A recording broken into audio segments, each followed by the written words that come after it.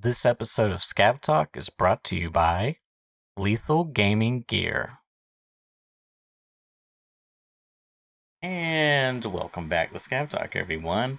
Today's episode, we're going to be catching you up on the Tarkov news, as we usually do for this week, followed by Tarkov board game. Nikita posted some interesting pictures. We'll talk about that. Meme or Meta makes a comeback for this next episode we're recording right now. We'll talk about that. Cultist Event / questline.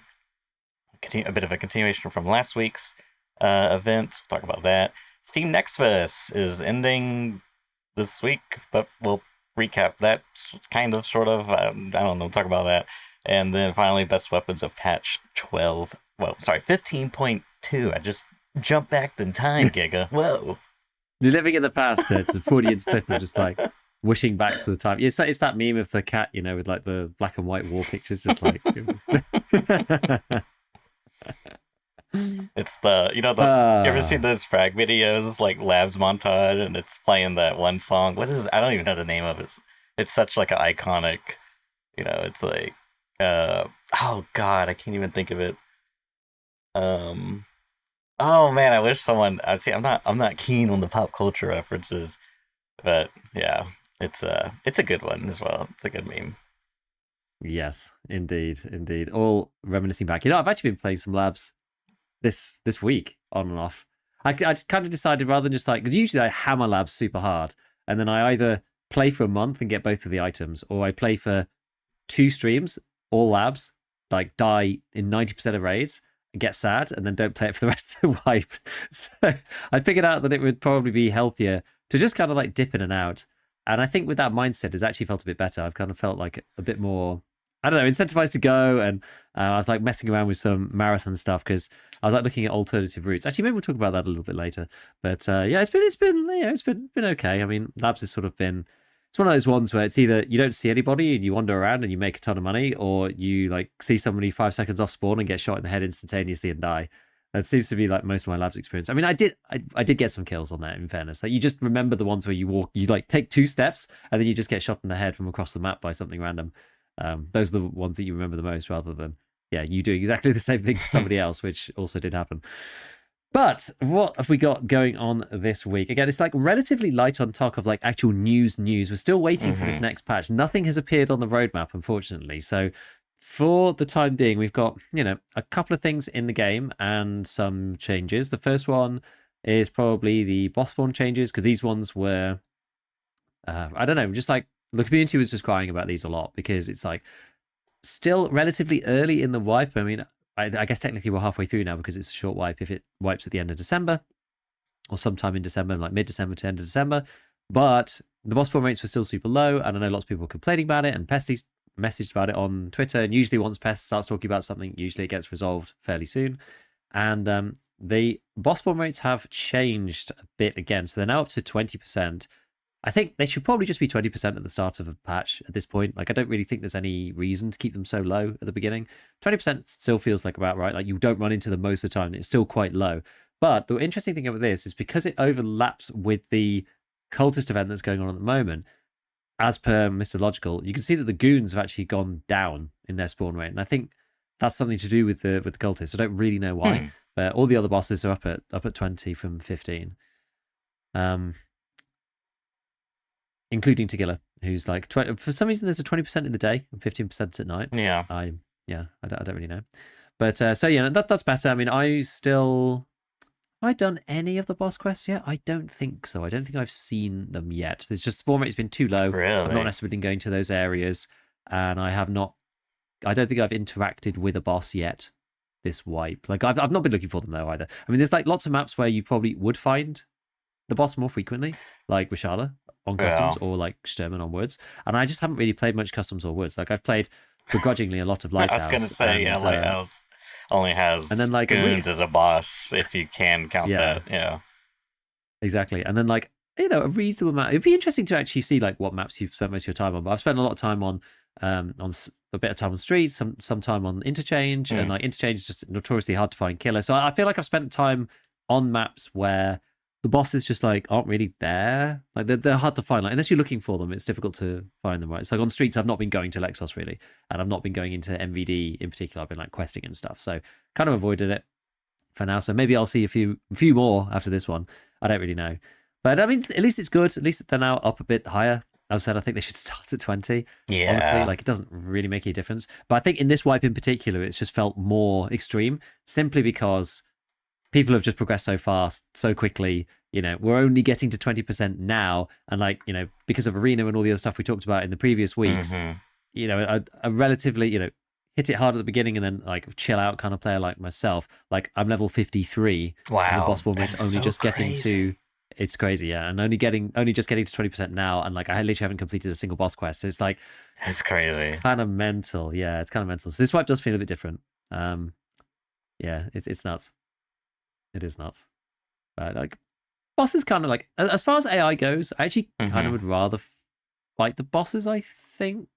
You know, if I had to choose, I'd rather fight the bosses than the rogues. It feels a little bit more dynamic, I think. Like sometimes you just get like shot and that's it. But you know, because they spawn in a particular place, you kind of know where they're going to be, and you can kind of approach it from a different angle. And they've got like a bunch of bodyguards with them, and they kind of move around inside the buildings like normal players, and they can like move from place to place and chase people and stuff. It's not just like the cultists, you can't hear them, you can't see them, they will just kill you. The goons who just like aimbot you across the map, again, bird eye, you can't hear him at all.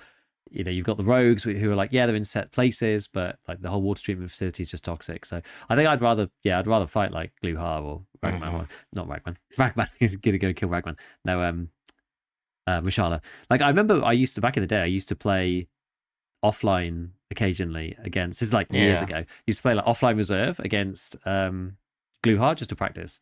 Like just have bosses spawn always on and just have Gluhar there. Because he was like the most fun to fight when you've got nothing to lose. You're just like training because there's like so many guards.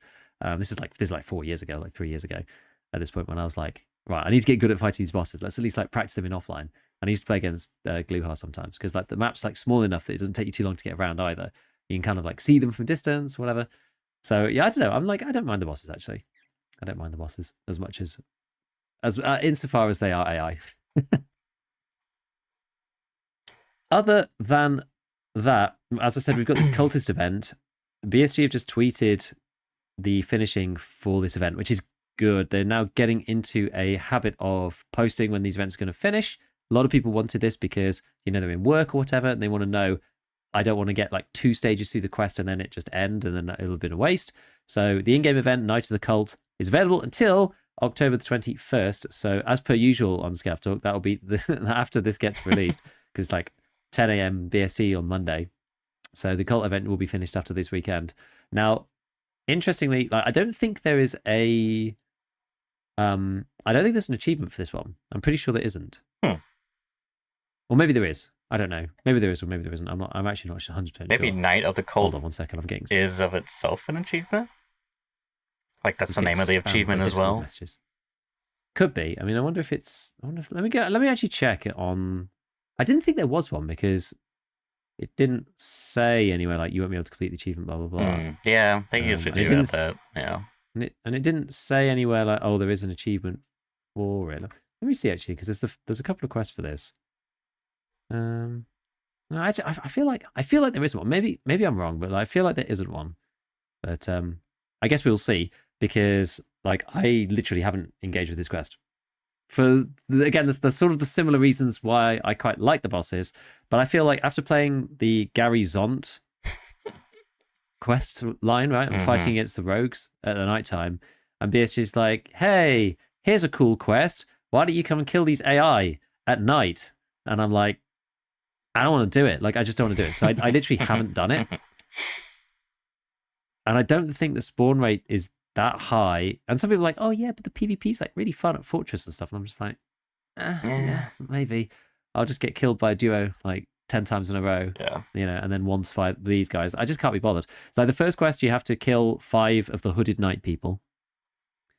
You do get like a marked key and some GPMVGs and stuff, and like one of the classics plates. So like, you know, it's kind of worthwhile. You want to do that. And then the graven image, neutralize the Oni, the Harbinger, and the Ghost, which is like the 3 cult bosses that have been introduced in this event. So there's like 3 cult bosses in particular. They spawn in the same place. and you have to kill all of those. This is the reason, right? So the specialist, I'm just looking on the wiki, the specialist cultists only Harbinger and Ghost appear between 10 and 7 in the same spawn location as of Lagoons. And they spawn on Customs, Woods, and Shoreline, and Lighthouse. So this is the reason why the Goon spawn rate has gone down. I'm pretty sure. And then the final one, Until Dawn, right? Eliminate 15 of the Hooded Night people on Ground Zero, on Lighthouse, on Shoreline, on Streets of Tarkov, on Woods, on Customs, and on Nighttime Factory. Because that sounds like a really fun time.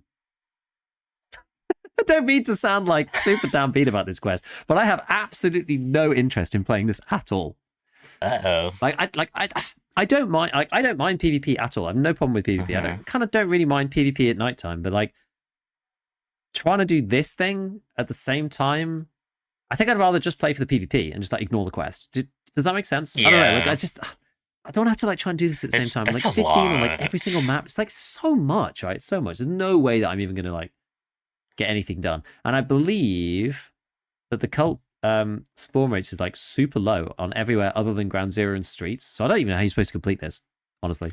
I'd be surprised if more than a handful of people complete this. Like if you go on Tarkov.dev and you look at the cultists right now, it has actually gone up. Okay, it has actually gone up. It was before, it was 20 on every map and then 60 on Streets and Ground Zero, but now it's 50. It's 50 everywhere, 100% on Streets, and 75% on Ground Zero. Apparently. But Giga. So yeah, they have increased it. If you complete the quest, you get to unlock the barter for the DVL and also the barter for the Benelli M3. Come on now. You know you want to do it for those rewards. Yeah, of course. I mean, you get some thermal goggles, you get like a bunch of other marked keys.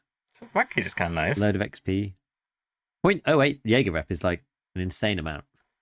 Just saying. Not that it matters. For Jaeger. It's like an insane amount of rep. Yeah, that's like a crazy amount. Yeah. You know? I mean, my rep with Jaeger is 0.77.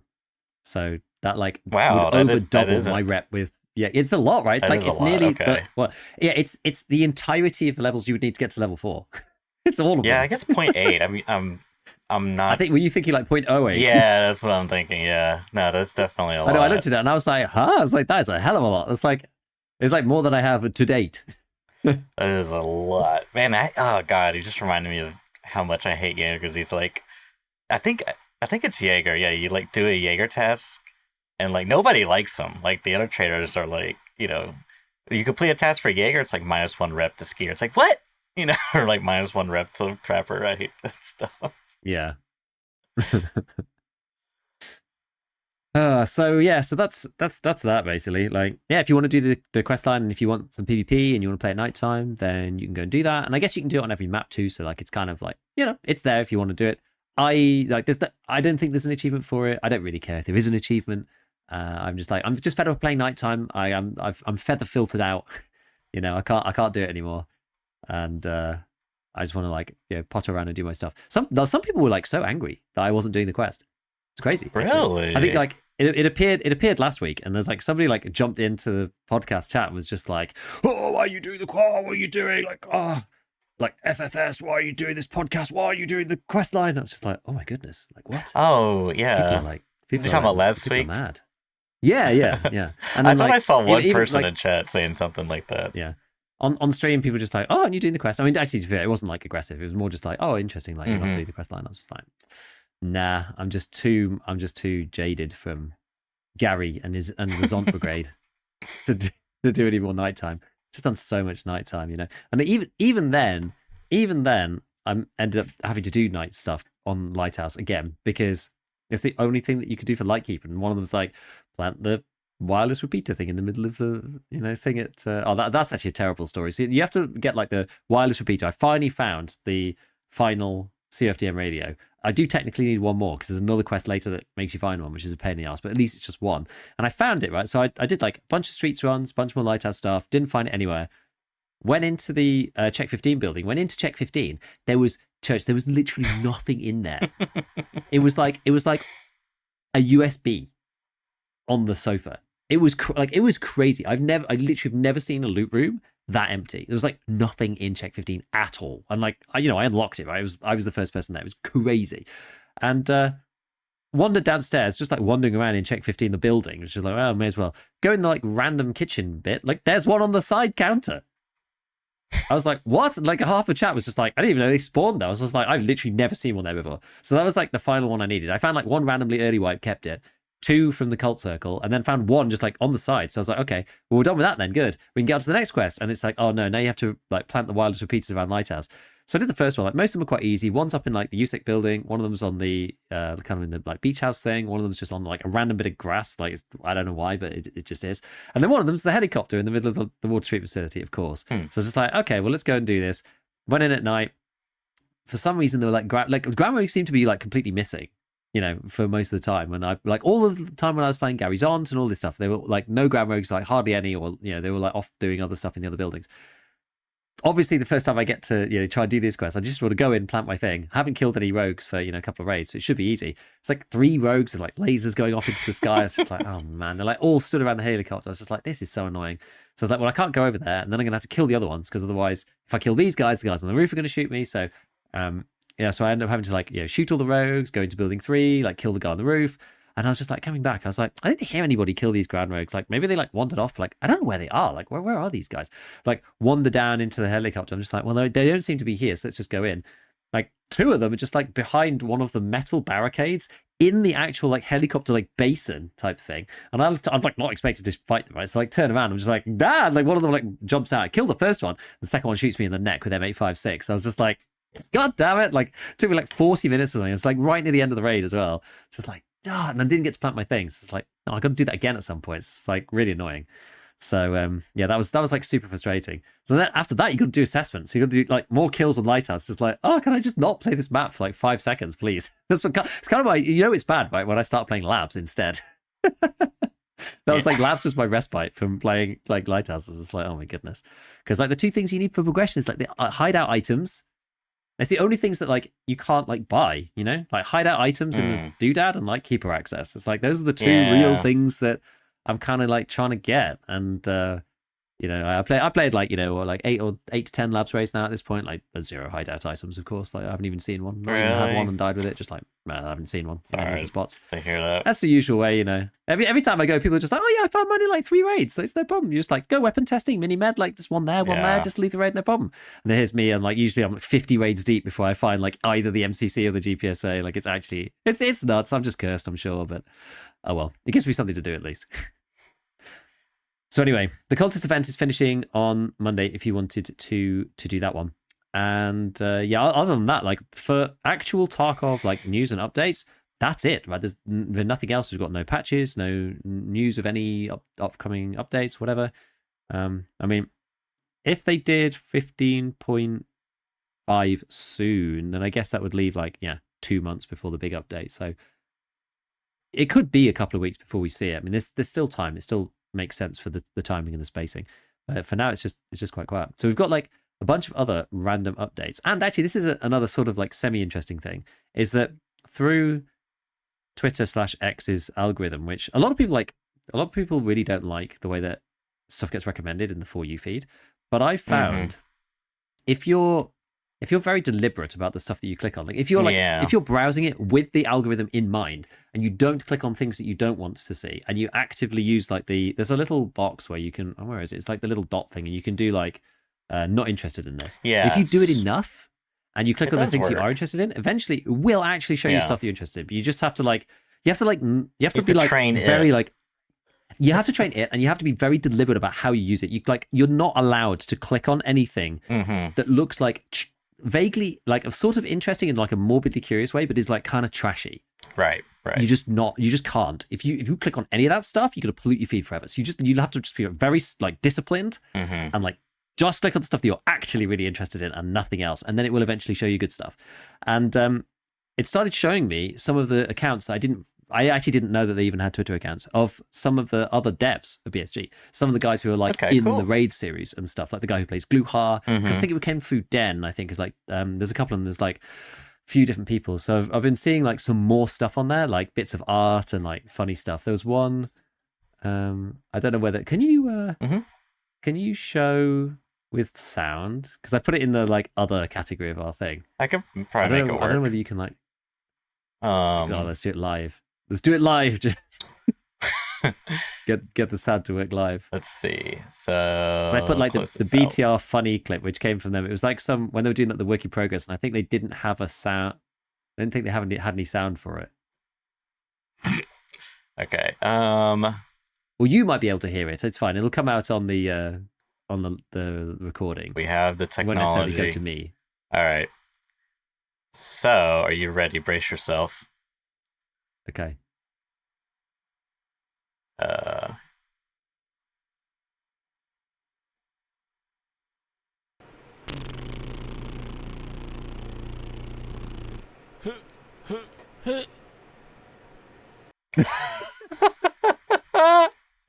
Are you kidding me? That's so funny. Oh So my for those without god. video, that was like the bit at the end of. You remember when the BTR was first introduced into Streets of Tarkov? This was before Streets even appeared, I think, and everyone's saying, "Oh, it's Black Division" or whatever. Like the BTR drives on screen and the guys get off. It's basically like that, but sound annotated manually by someone at BSG. But there's like quite a like few fun things like that they're posting. There's like Easter eggs around the map and stuff, like bits of like random artwork that are up in like the lighthouse chalets and stuff. They're like, oh, I drew this, and it's in the game. Like fun stuff like that. So I'll try and like pick some of those out and like put them up so that people see them, because like obviously some of these guys' Twitter accounts, they've like got like not many people following them and stuff. This was the first guy who's like the art lead. Yeah, I've Elvis seen Fisto. It's him. like Oh, I think he got retweeted by Battlestate Games. That's how I saw this profile picture. yeah, so like kind of through that, there's a few other things that have like popped up since then. So I'm gonna keep an eye out on these accounts, because sometimes they're quite funny. That is so funny. Oh my god. When you when you when you when you need a sound effects studio, but you have one at home. Exactly. Yeah, Nikita, can we get a third party sound studio? Yeah. No, we have sound studio at home. The sound studio at home. Yeah. This is so funny. Nikita's also been posting a few bits and pieces. We've got, well, that actually, interestingly, so there was a chemical masks thing that he posted, but the first picture, I actually didn't realize that the guy actually has chemical mask on. So this was just like a random picture posted by Nikita, and it's just a USEC PMC with some kind of cool camo. Which camo is this? Someone called it DNC. I'm not actually sure exactly what that is, but yeah. Someone said, "Oh, it's a really cool camo." Whatever DNC is. I'm sure someone in the chat probably knows. And backpack and helmet, whatever. But like, they actually do have a gas mask on. You can see, but I missed that the first time because it's not very obvious because it's in I the missed silhouette. it as well. Actually, yep. Yeah, It's so dark and shadowed. but this exactly just like the game. The picture needs plus 30% gamma. But the second picture that he posted up after this is like much more obvious. So there's like actually two separate photos here, and it's operator people at night with gas masks on, and so it feels, I don't know, it feels more deliberate, right? Yeah, it feels a bit more deliberate. I don't know, like whether this is the raid series in particular, or whether this is them thinking about stuff in the game. Like usually it ends up being the raid series for one reason or another, but given that it links to the game in some way, sometimes we could end up seeing chemical stuff. I mean, he's talked about radiation and all sorts of things previously, so who knows? Maybe this stuff is just coming in 1.0 and we won't see it until then. But it's just interesting that they've got that kind of aesthetic going when it's like not in the game. Yep. They haven't ever really, like, we don't know that it's not on the roadmap or anything, so could be surprises at some point in one of the patches. You never know. You can't ever put that past Nikita, sneaking in gas explosion or something in the middle of the game. Yeah, that'd be cool. If if on reserve you could get like a gas explosion in reserve. I've talked about like gassing reserve the whole time. Maybe you could like press a button and just like blow everyone up in the basement. That would be really cool. I mean, I say that as long as I'm the one pressing the button, that would be really cool. Of course. Was there something, I've just like reminded myself, was there something on one of those roadmaps where it said, more like in-raid interactive stuff? There was like a few ways of reading it, I think. So I got roadmap on here looking for expansions to interactive location mechanics. You are correct. 16.0. Yeah. So who knows, right? I mean, this could Huh. literally be anything. It's trains, Mm-hmm. doors, whatever. But that kind of thing is cool. I think there's a lot of people playing, just to make a quick reference to elsewhere in the sort of extraction shooter Mm-hmm. world at the moment. There's a lot of people playing Delta Force again because there's like another test for that. Yes. And I think that it does show, because we played it together a little bit, didn't we? And it does Mm-hmm. show that kind of, even if you're in a more arcade style game like that game, Mm-hmm. the interactable elements on the map are kind of what makes it interesting, right? It's just like each time you go, it's a bit different, and there's like stuff to do, and there's things to press. But I quite like the ones where it's like you press a thing, and then other people know you've done the thing. That's like Yes. kind of interesting because Yeah. that's like proper risk reward stuff. It's just like, oh, now you might be hunted or whatever. It's a bit like the reserve alarm. You press the button, everyone knows you pressed it, everyone Yeah. knows that you were just there, kind of like give away some information before opening up another extract. Now you've got to like run across, Mm-hmm. kind of deal. So yeah, I mean, I'm looking forward to that. I think it'd be good. But who knows? Like whether it's got anything to do with this, I don't know. I don't know. Yeah. It could even Be have interesting. to do with um the what are they called? The map to map extracts? What are they called? The The transits. transits. Thank you. Yes. Something along those lines, maybe. But it could be any number of things for sure. Yeah. There was another screenshot from Nikita again. Mm-hmm. This Mm-hmm. time it was showing the achievements system, but with items associated with them.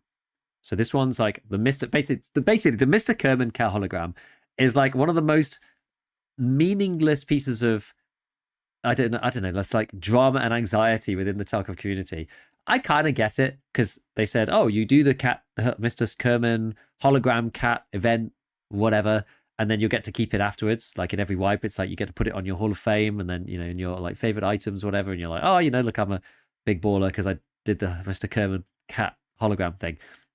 And so far, it's yet to materialize. And lots of people are just like, "Where's my cat?" And it's like, obviously, the most meaningless thing ever. But, he posted this thing here saying, involved in peace, item, Mr. Kerman's cat hologram. So, whether this means that they are eventually going to allow you to collect it in some way, Hmm. it seems weird that he would post this if you weren't going to get that reward or be able to like accept it every time. Because, like, your achievements are permanent through wipes, right? So, Yes. you will have this when you restart again, and you should be able to just like go in here and like collect it in some way. A bit like if you've got stuff in your Escape from Tarkov game profile, you can just go in there and press claim, and it appears in your profile every wipe, right? Like in your normal Tarkov profile. So it should be something like that, I guess. So maybe we'll get the cat scene. Anybody who did, the grinding out of the Mr. Kerman cat hologram. I mean, me personally, I actually just don't really care. But there's lots of people that do seem to care about this. And I mean, Mm-hmm. I think it's more because they said you would get to keep it. Yeah. So Right. it's like, come Right. on, like do the thing. You can't say the thing and then not do the thing. Mm-hmm. Yeah. But it looks like they're doing it. Looks like they're actually doing it. I guess. And then oh yes, yeah, go for it. Well, go ahead. Go ahead. No, I was just gonna move on to the next part. Well, this I got a nice way to wrap this segment up. So go ahead. Okay. So the final section was a very interesting picture from Nikita again, and this is some kind of like board with like markers on it and stuff. And at first, when I saw this picture, I thought it was like, oh, they're like planning out stuff. It's like how they plan like spawns or Mm-hmm. whatever. But under closer inspection, it's quite clearly a board game of some Yeah. kind, because you've got things like, people have got like player cards. There's like dice everywhere. There's like markers for stuff, and this is a map of customs. So it looks like, I mean, maybe it's just an in-house like fun thing that they're doing, but I don't know, it looks like fairly well organized. Like maybe they're like There's making a Tarkov board game. yeah. There's almost like colored blocks, like really tiny cubes, that are placed on the Yeah. map, and then you got numbers along the sides, and you can see the multi-sided die. Uh, I would be so game for this. I would. I mean, gosh, I would be really tempted to buy this. At the very least, I would have to get some of my buddies who've played Tarkov in the past and see if we could get this either on the virtual what's that? There's like Board game tabletop table. simulators, the Yes, one that my friends use. that's Yeah. it. Yep, get it on tabletop simulator, or make it ourselves on there. But just to be able to play this, because God, I would. I So just as a quick aside, I went and brought up one of my old Tarkov projects from back in the 2000s, Giga, the Wow. 2000s, and it's very rough, but for your viewing pleasure, I will demonstrate my Ah, Tarkov card look at game that. work in progress.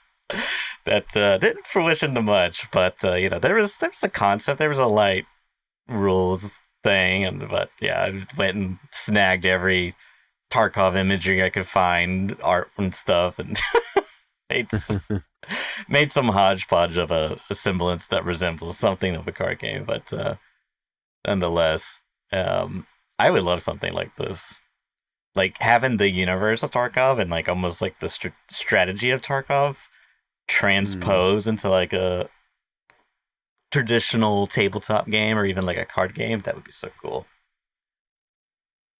Yeah, it'd be pretty neat. It even Be looks like interesting. they Like, got. yeah, Sorry, I was just gonna say. It even looks like they got character sheets too. yes, it does. Yeah, I don't know, like really what's on. They've got like little triangles and stuff, which is maybe is that like health and I don't know. Well, they must be keeping track of various things. I mean, obviously, Mm-hmm. I can't read any of the captions. They've got like a bunch of sticky notes at the bottom that Mm-hmm. you could probably read if you did were able to read the Cyrillic characters.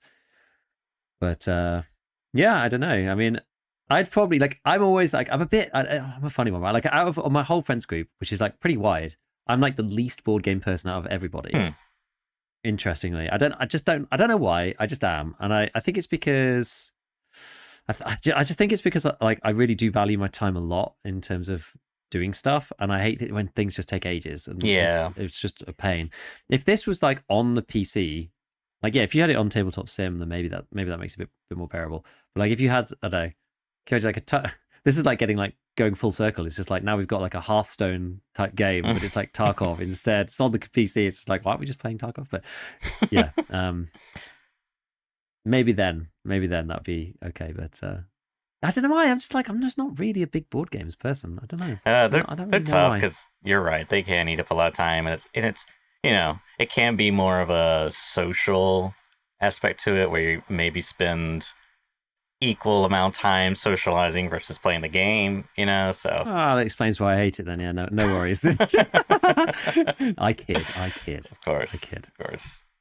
But yeah, oh man, and then especially like, did you ever play? I don't know if this is just an American thing, but Monopoly is like kind of popular esque as like an introductory board game, and it's like an awful board game because it takes so long to play, and it's all luck based, and it's crap, and Yeah, it's basically a random number generator, right? I mean, yeah, it's pretty popular here as well.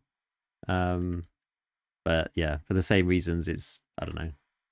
Like it's kind of fun, but in the same like eh, there's not really any decisions to make, right? yeah, Is the it's issue. it's not a very good game to be honest, in my Yeah, opinion, anyways, I would and agree it with eats that. up Like unless you so have to play much like time. yeah, I mean a better game that I played was Risk, but that takes Yeah, even that takes longer. long But as it is well, but actually a it good is a game. fun game. That one does have good decisions. Yeah, yeah. Yeah. The rest of them I can't imagine like I can't imagine like we've never really well we played like the basic board games, like Mm-hmm. you know Ludo, like Ludo stuff like this, like various things. I don't know how much this translates across the sea, but I Nothing. just Never heard of basic it. ones of that, and then like checkers and things. Well, like Cluedo's the one. It's like uh, there's a killer with a weapon in a room, and you have to go around like Oh, figure out. Clue? You have to look at each other's cards. It's called Cluedo. Cluedo. You may have Huh. heard of that one. That's That one's interesting. quite good. Yeah, that's actually okay. But yeah, anything more complicated, I've only played with my friends, and they're kind of a lot more. Yeah, they're just a lot more like board gamey than me, like Ticket to Ride and like Settlers of Catan and like all that kind of stuff. They're a That lot more is. board gamey than I am. Oh, this is so interesting. Just a quick aside. Cluedo, known as Clue in North America, is a murder mystery game where it's Mm. blah blah blah blah blah. But the game was manufactured in Whittington's in the UK in 1949. So I'm assuming it originated. Yeah, devised by a Yeah, British board game designer, Anthony E. Pratt. That's interesting. So that's why, because I was like, Cluedo. It's like, we have Clue. It sounds like you're talking about Clue. Huh. The more you know. Yeah, it's quite good. It's quite good. Quite a good one. But yes, Tarkov board game. Who knows? Maybe. Maybe, perhaps, they will release it with their celebration of 10 years. Giga. Tarkov has Oh, been yes. in beta for 10 years in BSG. I saw a tweet from either BSG or Battlestate Games or Escape from Tarkov Twitter. They're celebrating 10 years. I can't believe it, man. It's like crazy to think about, right? It's crazy to think about. Yeah. Like, Yeah, like I not even don't even know, really. memes aside, right? You know, memes aside, it's crazy to think that, you know, at least for me, it feels like, you know, 6 to 7 years been playing Tarkov on and off, and I don't know, it's just kind of it's crazy to think in the whole, you know, before I even played Tarkov, there was people playing Tarkov for 10 years. Yeah, that's the thing. It's like alpha or pre-alpha, that kind of thing. Like that's kind of Yes. what the time scale that they're talking about. But yeah, even still, it is kind of nuts. Yeah. Kind of nuts. I guess that's why like Nikita kind of looks the way he does half the time. If you work on a project for 10 years, Yeah, I it starts to become a mean, good portion of your life. yeah, I can only imagine. It's me and a buddy, they were talking about, you know, developing a game or something, just kind of like shooting this stuff, and it's just like, yeah, it's just like so much goes into it. Like, obviously they have a team, but even then, it's just like so much goes into a game. It's crazy. But and this is even like an indie game either. Like, you know, I wouldn't quite say AAA, but like it's definitely not indie. You know, we're definitely outside the scope of Yeah, indie. Um, feels like it. but yeah, Yeah, 10, did you 10 see years. on that 10-year announcement? So in the honor of the anniversary, all the editions can be purchased for 25% off. But the permanent 50% discount for upgrading from EOD to the Unheard edition does not stack with the ongoing discount. So you can't get an extra 25% off the existing Mm, 50% off the EOD to Unheard. mm. Not I that that mean, matters. not that that matters for me, But but it's kind of one of those I was things just you like, can't combine two coupons. You know, yeah, not allowed. not Not allowed allowed. to do that. I was wondering, I was just like, what price? Is there a price where I do it? I don't know. I'm not even sure actually. I think you might have to pay me. I do think it's funny memes. You know, 10 years in beta. Some one of my friends told me, it's like, oh my god, they're reaching Star Citizens level. Like, how soon is it before they're going to start offering, you know, exclusive PMC characters, supporter packages? Yeah, uh, well, we're kind of not too far off that, are we?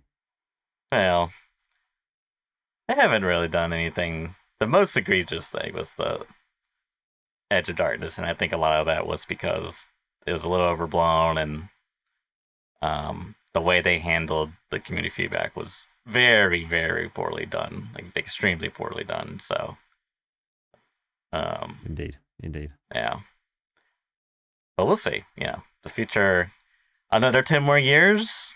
One can dream, one can hope. Gigo. I mean, in the recent interview, Nikita said that he was intending on supporting the game for the next 10 years. So there you go. 10 years from now, I'll be seeing you on stream. You know, on YouTube. Hello, everyone. It's GigaBeef, and today's Tarkov video. We'll be doing another Scab Talk podcast 10 years now. Just sounds so beautiful. I'll still be trying to get through Lighthouse, playing Lighthouse again for the 50th time. Talking off Tarkov though, on an actual practical basis, the meme or meta format, is it back? I think it's And making I'm in the dark about this one. I'm in the dark. I said before, I said, oh, what have you got set up for meme or meta? Just said, oh, something that's dear to my heart, and I don't want to spoil the surprise. So I was like, okay, I will wait then. So I'm in the dark as much as all the listeners in terms of what this meme or meta is going to be. It's just got something something spicy cooked up for us. So, curated from the YouTube comments, someone posted their own idea, their own theory of a meme or meta. And as I launched the game and dragged this segment out longer than it needs to be, they had mentioned a type or like a category of weapon that I like and I have experimented with, and it's kind of hard to really quantify it. But this being, okay, meme or meta, specifically for this person, they listed the AK-545 short because it can be built to have over 100 ergo so that it can ADS instantly, and it's very fun. And I want to believe that because a lot of the weapons that can be or that are full auto, there's a few of them that have like a semi-auto variant. For example, the M4 comparable to the TX15, right? I mean, of course the 8R, but stat wise, it's the exact same. Like you don't actually get any bonuses from going from an M4 to an 8R, right? Yeah. And in fact, you lose a bonus that being full auto. You lose that capability. Whereas the TX, I think you get like the base innate stats. You get like a little bit less recoil, and then you get like a little bit more ergo, if I recall correctly. Maybe it's just a little less recoil. I'm not sure. Nonetheless, I know you get something for your trade off, right? And yeah, I think so. I mean, I can't remember the last time I looked at the TX15. yeah, I know. I mean, if Tarkov saved my builds, I should have some builds. Okay, something here. We can take a look as I open up my unique 4:3 aspect ratio. But Stretch I should, res, yeah, pro sports. I should have some SAG AKs here that we could pull up. Let's see, because I actually like the SAG AK specifically during the early wipe, because there's a couple reasons why I like it. I mean, if you go for the short one on the flea market, it comes with a PWS muzzle brake. Oh yeah. In its like default configuration. When you loot it from like a crate, for example. Let's see, because that's the long. So there's the short. Then it's got this PWS QBC 545 muzzle brake, which is like a fairly mid to high tier esque muzzle brake device in terms of recoil reduction. Wipe, sure. Yeah. And like just this, stock SAG right now has 77 ergo and 61 recoil.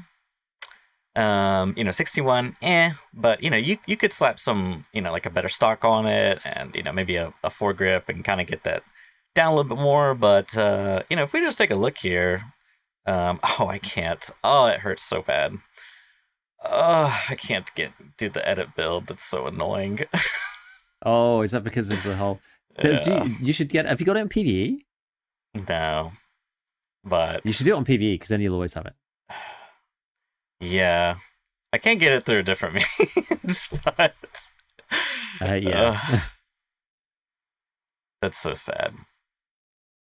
I actually hate that so much. It's so annoying because you have to get the work. You have to get the workbench level 1, right? And you have to. That's it. That's literally. Oh, you just got to get screws and bolts and buy the thing. Two screws or 2 bolts, 2 nuts. Okay. Yeah, maybe I'll do the PVE thing sometime.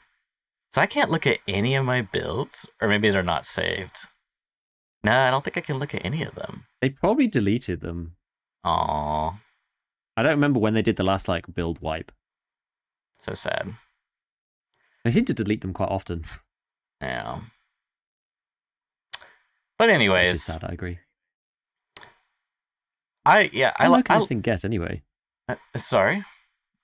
How low could this thing get anyway? I don't even know what recoil was. I think you can get it like in the Bare minimum. 40s. I want to say. Oh, is it? It's another one that can take the waffle. So, you know what is interesting though, that now it is. Now that we are in the new meta of 545 weapons, you can now put the CNC Warrior on it, and you can get all the Oh, 556 suppressors. I didn't even think about that. That's So interesting. they're not necessarily as good as the waffle. You could go. You could go mini Mini monster monster. church. You already know I was thinking about the mini monster. Of course. Wow, so you might be able to get like a suppressed 545 with the mini monster. So you still get the suppressive factor, and then you still have a very high ergo. It may not be quite 100, but Just having a look now, just seeing like what you might do. It's unfortunate that it's a tube stock. I guess you can go GL Core, I suppose. Probably the best that you can get there. And an RK. Oh no, you can go for the sniper one. Okay, that's not too bad.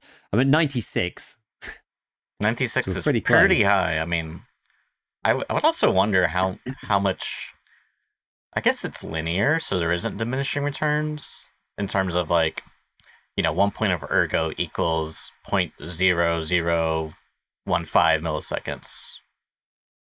I don't know, but I'm assuming Um, it's linear. I actually don't remember. There's some people doing some science work in my Discord about some stuff, but Mm-hmm. I need to find it later. There's like people talking about like some ergo stuff and like the diminishing returns of ergo, whatever. I need to find it later because I haven't like fully understood the consequences. But yeah, I think it does just it just gets better and better to a point after which there's no point anymore. I think there is like a maximum. I don't think there is usually a point in getting to 100 per se, but you can take it quite high. Actually, if I put on because this can take the knurled thing, yeah, so I can get it to 100 actually. With the suppressor. Yeah, so Mini Monster, Hmm. I've got the AFG M lock on, which is one of the best. I mean, if you go for, you get it even slightly higher with the SI Cobra. So Mini Monster, SI Cobra, Sniper Pistol Grip, GL Core Stock, the knurled charging handle thingamajigger. I put like 2 cantilever mounts on it on either side as well to get that extra +1. Oh yes, the classic. Oh my god. The classic. And if you put how much higher are we? So right now, even if I put on what's really bad for ergo, You could do the. with flares. That's Oh, okay, yeah. Yeah, flare's like -11. So it's 92 Hmm. with neg 11. So it's okay, so it's at 103 without a scope. So then you could do, Guy's Lee with the top rail, that would take it to 104, and then you put the voodoo in, that's -3. So I actually have 101 ergo here What's the with a recoil voodoo at? suppressed 60. Oh, someone brought up a good point. You could probably get away with a 20 round mag too, since you're using a semi-auto AK. Maybe, yeah. I mean, with the drum, with the big drum mag, it's 88. Uh, You know, 95 drum mag, semi-auto. Your fingers just like. yeah. Yeah, exactly. This one could take the. Oh yeah, it is the 95. Actually, you're right. It has. I mean, it has 80 ergo with the 95 round drum in it. That's ridiculous. That's absurd. That's absurd, Giga. Defeats the purpose. It has 96 ergo with the 45 rounder. I mean, I do like the 45 rounders. I will say, I am a fan. Or you could put something a bit better on for Mm. recoil. Like if you went for like MOE stock, Yeah. um, what's the most Oh, that's what I was gonna ergonomic ask you. of these? What's in that 101 configuration or whatever? What's the recoil? Yeah, it's basically 60. 60. Okay, so like It's basically the it, same as stock configuration. You just get a bunch of ergo. yeah. It's now 57 now that I've put this different Hmm. stock on. I mean, we'll just do. I'll do the theoretical limit because I always like knowing where like where is the limit? Like what could you actually do in theory? Reactor's still the best for that. I'm pretty sure reactor waffle. Yeah, so that takes you to 47. That's the best that you could physically do. Hmm. In fairness, this is actually one of the few guns where you think like, maybe min recoil actually does make sense because it has such high ergo base. You can go 30 rounder, waffle suppressor, RK2, right, which is like the ergo destroyer extraordinaire, and then the PRS Gen 3 with a voodoo on, and it's got 62.5 ergo still. with 47 recoil. Yeah. The point still stands, though. What are you going to do when you shoot out of this thing and then it hits them in the head and they don't die? I think that's always a problem. What is this? I hate that one. What is That's this? the one caveat. They won't die when you shoot them in the head. Yeah, the gun's great. It looks beautiful. Like, it's got great attachments. It's super fun to use. Just when you pull trigger, the enemy doesn't die. It's the only problem with it. It genuinely is the only problem. I mean, okay, well, to be fair, see, yeah, this is honestly the reason why it is a bit of a meme. Because you're exactly right. It's like, what are you gonna do when that happens? And that's such a feels bad, man. You know, like, like let's just. I'm That's just why it's gonna on pull the up. meta. It's yeah, you're exactly right. I'm just gonna pull up the chart here. So let's see what we got. Can we hide some of these? Okay, we can solo them. That works. So we got 545 by 39. And man, I mean, yeah, as you go up here, it just let's see if we go to like This is buffed, remember, right? This wipe had a bit of a buff for some of these things. which is handy, but I mean, you really don't want to do PS if you can help it. I feel like. So I mean, 7 and 40 is a bit of a unicorn. Or no, is it on? Oh, you gotta do calibration. So I mean, I don't know. I feel like It's like technically purchasable, but calibration. What is that one again? that's one of the new ones. It's like Kill 20 Oh, kills over 100 meters. It's like an easy shootable in heaven. I mean, maybe. I mean, it's so late in the game, though. I just don't know if that's really. 100 meters is hard. Yeah, Right. I agree. I don't know.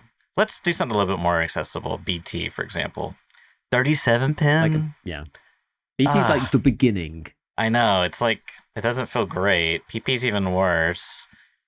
Then you get into BP, which is like Workbench 3. Well, you say that, but you have to complete one of the gendarmerie tasks for it. Do I'm you? pretty sure, which is just like they're just like so annoying. You know, it's like pistols in the Klimov Trading Center, kills around the cinema, the Radina Cinema, which is just like an insane one. Oh yeah, this and one then sucks. and then the Cardinal Apartments kills, whatever. It's just like so stupid. Yeah, the streets killing quests in like that area, the mall or the The mall one is at least doable, but yeah, the Cardinal apartments suck though for sure. But yeah. I mean, to be fair, you can't do this at level 21. If you wanted to grind, if you really wanted to do this, you could. So I honestly think you're better off just finding it, genuinely. Yeah, I mean, you're probably right. And then you can't. Like, in all seriousness.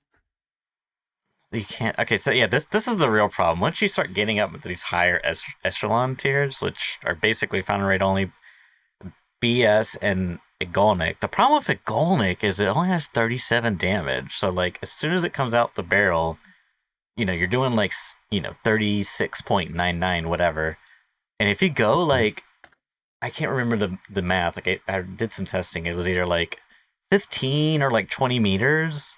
And you shoot them in the head with like a U-lock, and they're wearing a U-lock, which I guess U-lock's probably not a good measurement this time around because it's just they're a bit of a unicorn. Unless they've come down a lot in prices. You'd have to inform me on the market. What are people buying for class 4 helmets, or are they not? I mean, U-locks are still probably like 80k or something. Let's have a look. Oh, okay. So they're relatively 90k. They're on Ref 4. They're on Ref as well. I don't know if it's Ref 4, but maybe it's Ref 3 actually. You can buy them for 12 GP coins. So there are like a few flying about. okay. I've actually seen like more like random stuff like airframes and like weird things that are just expensive recently. I don't know why. Maybe people are just messing about. People have got a bunch of money and don't care. Well, nonetheless, I mean, can Ref 3. Can we use a ballistics calculator to see? Yes. I'm doing exactly that. I was hoping as much. So the TarkovGunsmith.com ballistics calculator and ballistics simulator together are very powerful for this kind of thing. So the ballistic calculator, if we look at Igolnik, basically like 50 meters, the damage is at 35.8. So the threshold is 90 meters. After 90 meters, you don't get a headshot against somebody who's like unarmored. So if you hit somebody in the eyes at 90 meters with a Golnik, they won't die. Actually, that's not entirely. That's probably not true. You know. Could you send me that link? Yes. I don't That know if may it or will may not be true. contain the data. It won't. It won't. Oh, You okay. have to reparameterize it, but it's Alright. not. It's pretty easy to use. But that's not necessarily true, because remember my experiments with APSX, where people just they just die, even though the damage should be less than 35, because of something to do with the head hitboxes. Oh, you're I always used to use it for headshot testing. So I mean, and I did a little bit of testing with this previously with like M855A1 and 56A1 and stuff, where at ranges where people shouldn't die, Yeah. people were dying and stuff. So I actually think that maybe these things are better. I actually need to test this. It's something that I haven't checked and I want to try out, because it's just a bit annoying to test. But like, given I have the ability to just do stuff between the two computers now, I can be like doing other things while the game is spending 5 minutes between each test loading stuff, which is like half of the problem. Yeah, I can check this. Go to 100 meters, shoot a limb, see if it does 34 damage, and then shoot them in the head and see if they die. And I feel like they do, at least some of the time. Not always necessarily, but I feel like if it interacts with two hitboxes, then you do die. What is it? Golnik? Yeah, you're looking for PPBS. Okay. Yeah, that's the one. Yeah, so... Okay, yeah. Oh, it's actually... Oh, but then we need to plug in the damage at like 25. Exactly. So if you open the ballistics simulator in another tab, this is what... not that one, the one on Tarkov Gunsmith. Oh, okay. It's the tab to the left. It's at the top. So the top section. Oh, you don't have it. It's in a little drop down. Oh, that's cool. It's a really well designed website as well, actually. Yeah. So in projectile, we just need to go PPBS, and then on the right, there's target zone underneath pen. Just change that to head, and then you can do the search for the armor layer 1. Oh, did we? Oh, never mind. We keep the hit points. It calibrates that on its own. Yeah, that's fine. And then just look in there's a little You don't need to do that. Oh, you don't need to do that. You can just do the search. You see like how you did for the ammo? Underneath projectile info, there's a little search. There you go. You can just look for a ULAG. There you go. Sure. It doesn't really matter. Tanned one. Kind of the same. Yeah, and then just do like multi-shot or single shot, whichever you want to do. Okay, so it will kill, but that's at point blank. So then we can change the damage and the pen to whatever it would be at that amount. So yeah, this works. Calculating. Yeah, just do that. Just see if it does it. Yeah, there's a button right at the bottom right, which is add. Recalculate. Nah, lower, bottom, at the bottom. Yeah. Still then. Okay. You just have to do it like iteratively a little bit. Just see what the deal is. Maybe let's try 36. You know what you could do, actually? Mm-hmm. Do it on single shot mode instead. Okay. Because that will show you what's actually happening. So a little bit above the chart, we've got this thing. So we've got pen chance, damage mitigated. It should show you, where is this? Yeah, mitigated damage is 0. So this is kind of the problem. You need to get far enough away. It's because the pen is too high. Okay, maybe it was much higher than what I thought it was. Maybe it's BS I was thinking about. Okay, so maybe it's... Could be one of the others. This is probably... Because that thing's got like so much pen. Because remember this, the old classic like class 4 times 10 plus 10. So anything 50 pen and above is just going to go straight through no matter what. So you have to be quite far away for that to actually be the case. Yeah. With a Golnik. That's okay. Like, for it to get below 50 pen, it's like over 200 meters. So if we did 30...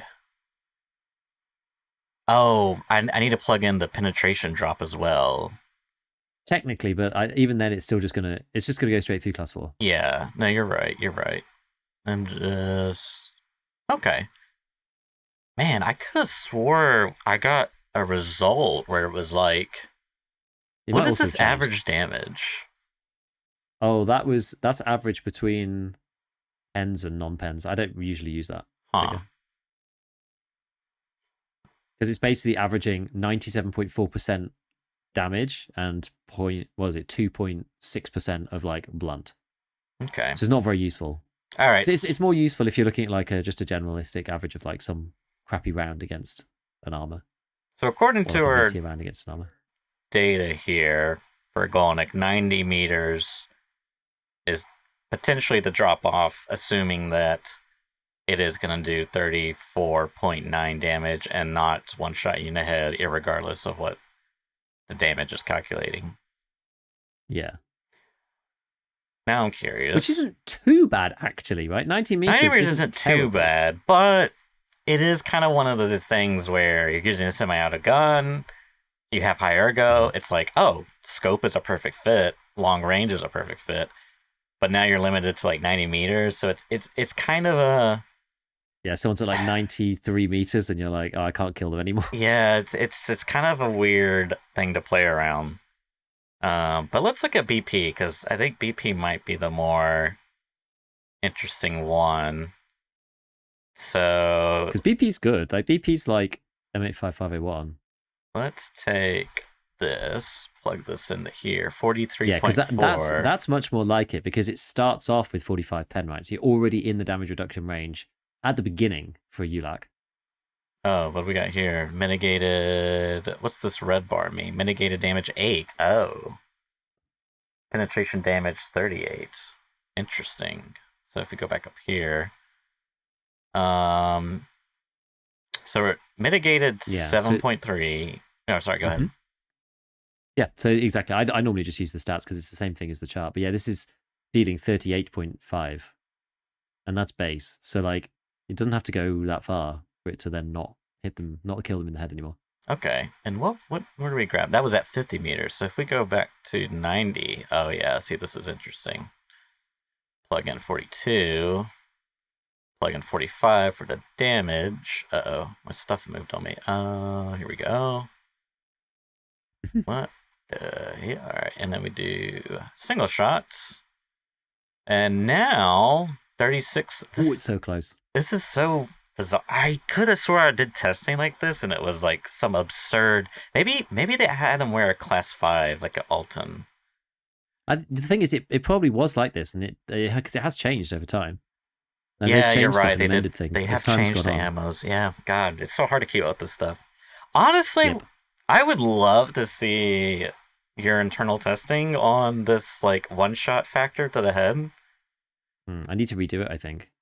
Because I was talking about this the other day again. I was talking about we were talking about FMJ and whether FMJ FMJ SX this is for the MP7 and whether that's like still worthwhile. And I was like, well, in the past, if it's basically a guaranteed pen against class 4 at the ranges that you could be using it. But in the past, previously, it wouldn't kill them because the damage is too low. And then I was like, actually, well, maybe it will now. Because APSX seems to. Yeah. And is it just unarmored, or is does the armor do something to it so it only has one hitbox? Like I don't know. I'm not sure. So I think it's actually worth doing because there's like I had this like mental little map of like things that didn't one shot, and it was like PP, BT, FMJSX. There's like a list of them, like SS190. There's a whole bunch of things that were like low on the pen side relative to a class 4 helmet, and so there was like a lot of damage reduction, and the damage wasn't enough to one shot. It used to be PvP as well, even before that was before the damage got reduced. So like now it definitely won't do that in theory. But if it double hits the head hitbox like APSX does, because they've changed the way that limbs propagate damage too, right? So you'd like 20 pen and above, you propagate through from one limb to another. Well, as far as the BSG Tarkov hitbox model is concerned, who knows whether the different head sections are also 20 now? So you pen through easily. I don't know. I'd need to check it. You can pen through at 20 pen, which means that even if it's only getting through at 30 pen or something, it's still going through. And if it goes through 2 head hitboxes, then you just die in one shot. An ammo that shouldn't technically do that, even through a helmet. I need to have a look at it actually. That'd be very interesting. I'll put it on my list. Because that's actually useful, and it might have buffed a lot of stuff that used to be kind of like, oh, I don't really want to use this. But now you're like, actually, I can still hit a headshot and through class 4 with something like FMJSX, and they will still die, which is good to know. I mean, the only thing about it is you would have to have I guess because it's semi, you could conserve ammo a bit more. Because that's the only thing, like, we're talking about more on the, higher end of ammo. Because, like, there's kind of awkward gap. I mean, you can actually get 7 and 40 as we talked about, which is a good round. And then you can actually get BP, but like you gotta like kind of do some prerequisites, and 7 and 40 is like 1,000 rubles per bullet, which I mean, I guess in today's economy that's really nothing. Because probably Kind I of, yeah. imagine a lot of people just buy. Can you buy No, it's 42 pin. Or can you? Is it one of the special cases where you can buy 7 and 40 off the flea? Yeah, well, the case is 42 and up is banned. Yeah. I think the only exception to that is LPS, Mm-hmm. I believe. And then the only exceptions the other way are things like, yeah, M80 Mm-hmm. and AP20 slugs. I actually think AP20 slugs should probably just be on the flea, honestly. Yeah, But I maybe. mean, I it don't doesn't know. really matter. I haven't missed getting one shotted by that wearing class 4, so. Although, like, in fairness, it's still only 50, it's only 37 pen. Yeah. So, yeah. Yeah, yeah, exactly. 7 and 40 is special round, so it's not allowed. Yeah. But it's 42, so it's just in. I think LPS is the one that like bucks the trend, I believe, Mm-hmm. because it's for the higher caliber and it's kind of like whatever. Whereas like PS is gone, which was 44, 5. I don't remember actually. I forget. So, what do we think about the SAG then? Is it a meme? Is it meta? The Um. SAGAK.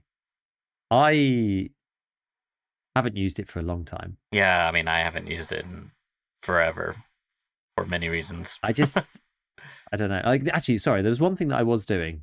There was one thing I was doing. Let me look this up. I wanted to look up because I have used them a little bit, but not a lot. And I wanted to just go and buy a mag so I can have a look at like how much I've got different types. Because like I've hit the grumpy room like 4 times, and like I will take the ammo out where I can.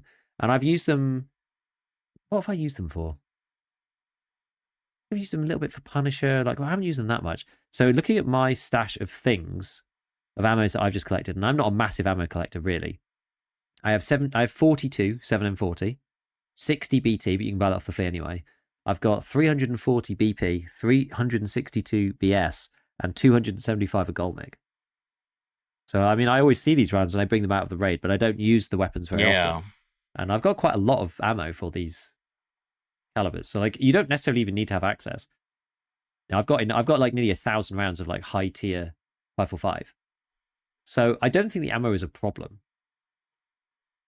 I don't think for this particular ammo, I think it's like in a unique spot where I don't think you actually have to like worry so much about the ammo, Mm-hmm. especially for using it semi-auto. I think you can find enough to not worry about like where it is on the trader, which is unusual.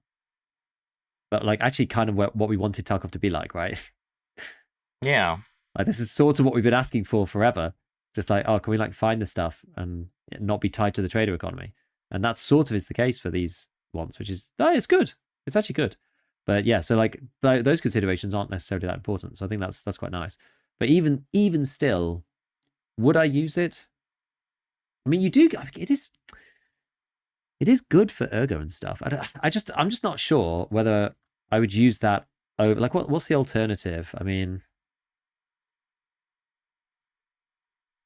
are they particularly quick? Like, what's the SAG's bullet velocity? 900 for the short. That is actually pretty. That's pretty decent. The long one is the same, apparently. Also 900 for some reason. Don't know why. Just like, why would you use this over, a regular? Well, what's the AK-12? Like, why would you use this over the AK-12? I guess it's the ergo thing. It's really the ergo. Like it has exceptional ergo. Like at its Yeah. base. Like I don't remember. I think it's like I don't know, maybe a 15-point swing compared to like a stock AK. I'd have to, and it has a little bit lower recoil if I recall. I might be wrong about that. Yeah. I'm trying to set up something on the side here. Otherwise, I would display it myself. Yeah. Like as some people are saying in chat, CJ is saying that like it's actually seen quite a few AK-12s being used this wipe. I think I've seen a couple around as well. Yeah, I It's mean, quite interesting. Not quite the same, obviously, but yeah, AK-12. I've it's just tried it like a if you're few gonna snipe, right? times. If you're gonna snipe, you Mm-hmm. probably don't need the ergo that much. I think this is the thing. This is probably the issue, right? It's like if you're What do you sniping, mean? what do you want? Well, you want the you want like it's other things, right? It's like you want like damage and pen and like MOA. You don't Mm-hmm. necessarily need like ergo for sniping per se. Like it's obviously useful. Yeah, You can like ADS eat more easily, hold breath more easily because you can hold the gun up for longer because it's quite light. It's not too bad. yeah. I mean, you're definitely. I would say you are right. You do want damage and pin because you need like that's why I think that's why M80 was so prevalent in many wipes ago. Even probably now it's still relevant at the very least. Was because you could just one tap people in the head from from Jupiter. M80 to the head from Jupiter. Yep. Yep. I think, yeah, the combination of, because the people are really off like 7.62 NATO this wipe, which is quite interesting. It's just like the combination of weapons, like the MDR getting a nerf, the FAL getting a nerf, like M62 being craft only, and M80 being the only thing you can buy with 40 pen. It's like, I think a lot of people are just like, oh, it just doesn't feel that good. Like 50% of the time, M80 will actually bounce off a ULAC. And so people don't really want to like craft the ammo. They can, but it's a bit like, I feel like it's relatively in an okay-ish place, that caliber. Like it's not like dominating like it usually is. You actually have to take some trade-offs now, like on recoil, on like craft time for some of the ammos, like that kind of thing. It's like it's a weird spot because like M61 is like impossible to find. M995 is M993 is impossible to find. Both of those are like they're finding made only. M62 is like the best thing you can craft, and it avoids the headshot issue over a long distance because it's 44 pen. But it's a tracer, which a lot of people really hate using for sniping. And then M80 is like, oh, half the time it bounces off of ULAC, so you're just like, oh, really? It's that annoying. So some people have to then go up caliber, up to, the SVD, up to the SV98 if you're like bolt actioning, that kind of thing. Makes it a bit. I feel like, I don't know. I feel like it's actually all right for 7.62 not to just be like dominating this wipe. Now, actually, relatively speaking, feel why, and we'll see in a minute when we're talking about like, best guns. I feel that's why 7.62 by 39 is like a quite nice, viable, in between of the two these days because you can get like access to good ammo that you can't for the others. But yeah, it's interesting. It's just What was it? What did you say for BP? Like, what was the limit for like class 4 with BP bullets? For BP, what was the limit? As We far look as at BP or obtaining, BS or something. BP, In or terms of distance to kill.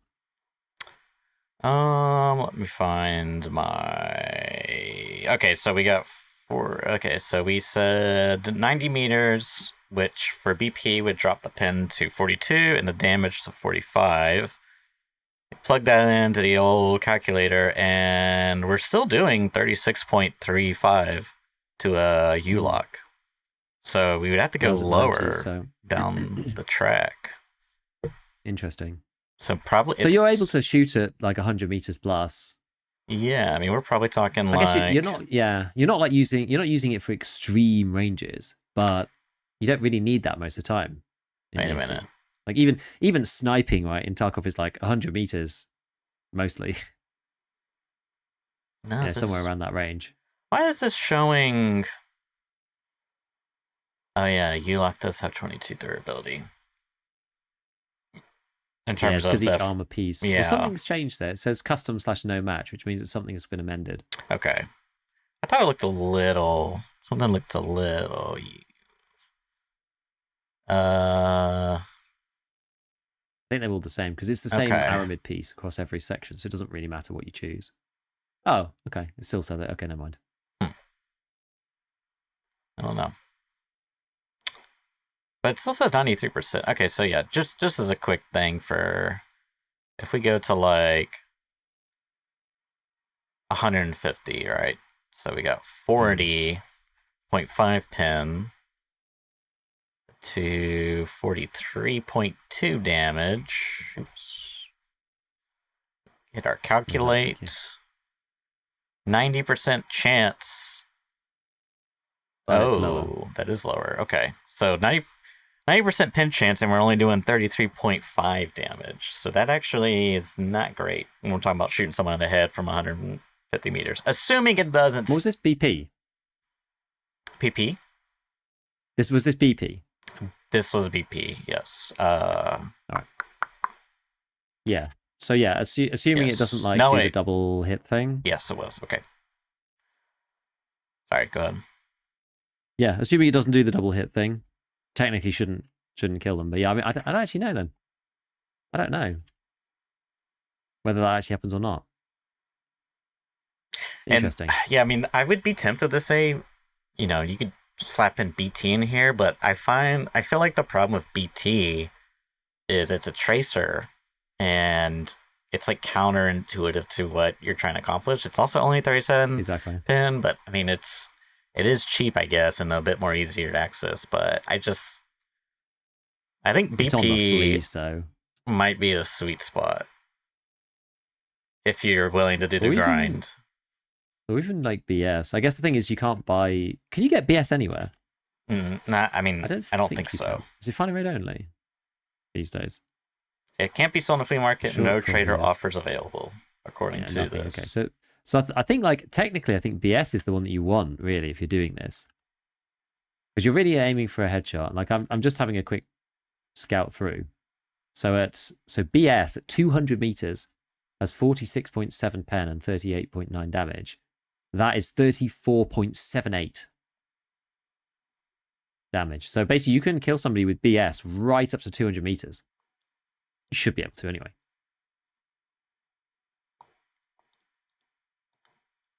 Whether it will actually work or not, I'm not 100% sure. But you should be able to. Interesting. Very interesting. I just want to see how this feels. I built the. Oh, let's repair it. Repair. I mean, this is not going to be anything remotely relevant to. It's somewhat relevant, but just to see something on paper. This says 95 ergo, 59 vertical recoil. I'm just curious how this feels, but even then, I'm not sure if that's gonna be. Oh, wrong thing. I need to go to hideout. I'm just curious. God, this resolution is so cursed. It looks like one of those meme videos. I guess that's the thing, right? You can tap fire and follow up like super quickly, is the idea. Yeah. I mean, it's. I don't know. You don't want to full auto over those distances anyway. Yeah, you don't really want to, but it has such a. I mean, this is unsuppressed. This is a pretty basic SAG AK, but I don't know. I feel like it might be meta, quote unquote. I'd be curious. I think the defining tipping point for me is, will the weird stuff with the double hit to the head work? Because if so, I feel like I would be tempted to use this in like a very, very expensive, overly priced semi-auto AK. Not only for funsies, but like, hey, you're getting something for your trade-offs. You have this really high ergo AK. The only other, I mean, this would be the final thing, but like the only other thing I would say is, if you don't go for heads, how is it gonna feel? BS and below are gonna kind of feel bad because it's a 3-shot kill, I think. And 45 does have a bit of a. I did my math wrong because you need to be 42 for it to not be for it to be 3-shot to the thorax. So you wouldn't. Is that close ranges we're talking? Yeah, I mean, yeah. I would need this calculator. So if we did, I just wanted to quickly see here. What did we say? BP? Or was it BS? I think it was BS. Yeah, BS, and then sure. BS is pretty good. So at least BS starts with 45 damage. Yes, I mean once you start getting to the 50, 70 meters. I think it might be a little. Well, nah, you still got 51 pin. So Thing is, at this point, it depends what you're hitting, right? So if you're hitting of class 4, yeah, course, you'll go through and kill them in 2 shots. But against class 5, you're going to start suffering damage reduction yeah. again. So it will be 3 again. So somewhere in that like past 53 shot to the thorax, it might be a little questionable. But I mean, to me, the whole point of it is like it's semi-auto. You go for them one taps, baby. You know. Exactly. I agree. So yeah, I'm sorry, Giga. I know I kind of teased you there, but it was not the STM that was being featured for me, Not the my man. STM. I thought it might be the STM, but it's not. It wasn't the STM. It's not. You know what I would say? The only thing that I would say, right, about this is the last thing. When you're shooting at people and they're wearing like class 5 armor with class 3 underneath, Mm-hmm. the fact that the pen, like, I think, yeah, I mean, this is the reason why the ammo is not like purchasable anywhere, right? Because BS is just so good. With 54 pen, you kill people on the 3rd hit to the thorax, which is actually really, really good. People underestimate how good that is these days. Like 5+3 is really strong. And unless you've got at least like 47 pen, you're not killing people in 3 shots to the chest. Like M855A1 doesn't do that, for example, because it's only 44 pen. So it'll take you, you'll have to hit them 5 times with 5+3, which is just a CPC. You know, you just buy that from ref and that's it. So like BS to do that in 3 hits is pretty good. You know, it's kind of as good as you're going to get, unless you're using something like really, really chunky. Like 3-shot thorax on 5+3 is kind of it. Yeah, it's So, interesting because I feel like I remember I had to pull up the wiki history changes to kind of keep up with the times, but I feel like the pen used to start at like 40, like a high 40s on BS, but maybe it was always 50 or maybe it was like 51. I'm not sure, but um, I don't know. This seems more on the meta side than it used to be when I last looked at this type of stuff. Because might be, yeah. previously it was I think it's definitely meme. It was like, okay, yeah, this is yeah. a meme, but I like this type of stuff, so I'm gonna use it anyways. It's one of those things where like the other stuff has kind of like, it's not like this has necessarily gotten any better on its own. Other things have just become Mm, like harder to buy, more recoil, like, you know, mm. more difficult to get access to, like whatever it is, right? It's like you can't really get SMB now. It's difficult to get M62. Like the Black MDR has been nerfed. You know, it's just like, and things are just harder to get. And so, well, 545 is like still kind of all over the place. You still find BS and BP and Igolnik all over the place in big boxes of like 120, especially now the ammo spawn's been buffed. And so this guy's just like one of those ones where we've like ripped back the top layer and it's sort of like sat there underneath in like Mm. layers 2 or 3. Like before, it was just like Yeah. super deep down, and you just would Right. never see it. Right. But now it's like a whole bunch of stuff's been like wiped off the top, and you're like, oh, okay, maybe these things are all right now. I genuinely think, and this is a great segue into the next topic. I genuinely think that the balancing of EFT is like getting better and getting quite good. Like we need to see what happens through to the end of this wipe in terms of what people properly use and whether like 762 NATO has like been hit too hard. We'll have to see. But you know, it's like kind of frustrating the way that the progression through the wipe was just like higher calibers, higher caliber, higher caliber, and you get to a certain point where it just feels like, you know, all of the intermediate caliber stuff is just awful, and you have to be using 762 NATO or basically 762 NATO because like it was the only one with the usable guns. You know, and above that, 54R, it's like the gun's not usable for that particular caliber, not really, and so no one used them. Below that, it just didn't do enough damage or too much recoil or whatever. So I was doing like, I'm probably going to do like a video out of this at some point, but just as a broader brainstorm, I was asking chat yesterday, and like the whole theme of the stream was kind of like, what do we think is the best this wipe? Like, what's actually good this wipe? And it's interesting how, for me at least, there's kind of like, there's a couple of different things to this. There's like 3 different tiers of like progression and like where you might get to. One thing that's like struck me as really odd this wipe, and you'll see where I'm going. I keep opening up new loops, and I'm going to close it all off in a second. But one thing that's like super weird this wipe is like tier 3 traders. Tier 3 traders are super odd because they're like quite a decent way through the progression, but you get access to ammo that's available on the flea. So tier 3 is like not really a thing anymore. And once you get to level 15, you're kind of at like tier 4 or 5 ish for some things, right at level 15. So it's kind of like 3 bands now. It's like, what can you get directly on the flea? What can you get at max traders? And then what are the like special ammos you need to do certain things for? There's kind of like 3 segments, right? So if you talk about like the best of the best, then I think it's pretty obvious. Like we were talking about it yesterday, and I think the best of the best is like most people think, and I'm also inclined to think this, that probably the 2 best guns right now, based on like all the things, right? Like the guns themselves, the modability, the availability of the ammo, is either the RD704 or the Mutant. Really? Because of the availability of BP on ref, or the fact that you can craft BP. So like the crafts have been buffed a lot, and actually this is one thing that makes me feel like it's not too bad. Like people are gonna get some BP from ref, but like you finish Punisher Part 6, okay, you get to level 45, which is quite easy now, right? With all the different quests, even if you don't have arena, there's still like lots of quests to do. You can get to level 45. Arena obviously just makes it a bit easier, and then you do Intimidator, and then you can get BP there as well. So you can get BP on ref, or you can craft BP in game. And I think like I can't actually remember what's the craft now. Let me find it. I've got BP 762 because it's dropped a lot. Now they dropped a lot of the crafting time for stuff, which is I think is good. Now it is 2 hours 30. Wow, and you get 90 rounds of BP. Change than what it used to be like the low end was like 8 hours, and then the high end was like 24. It was crazy.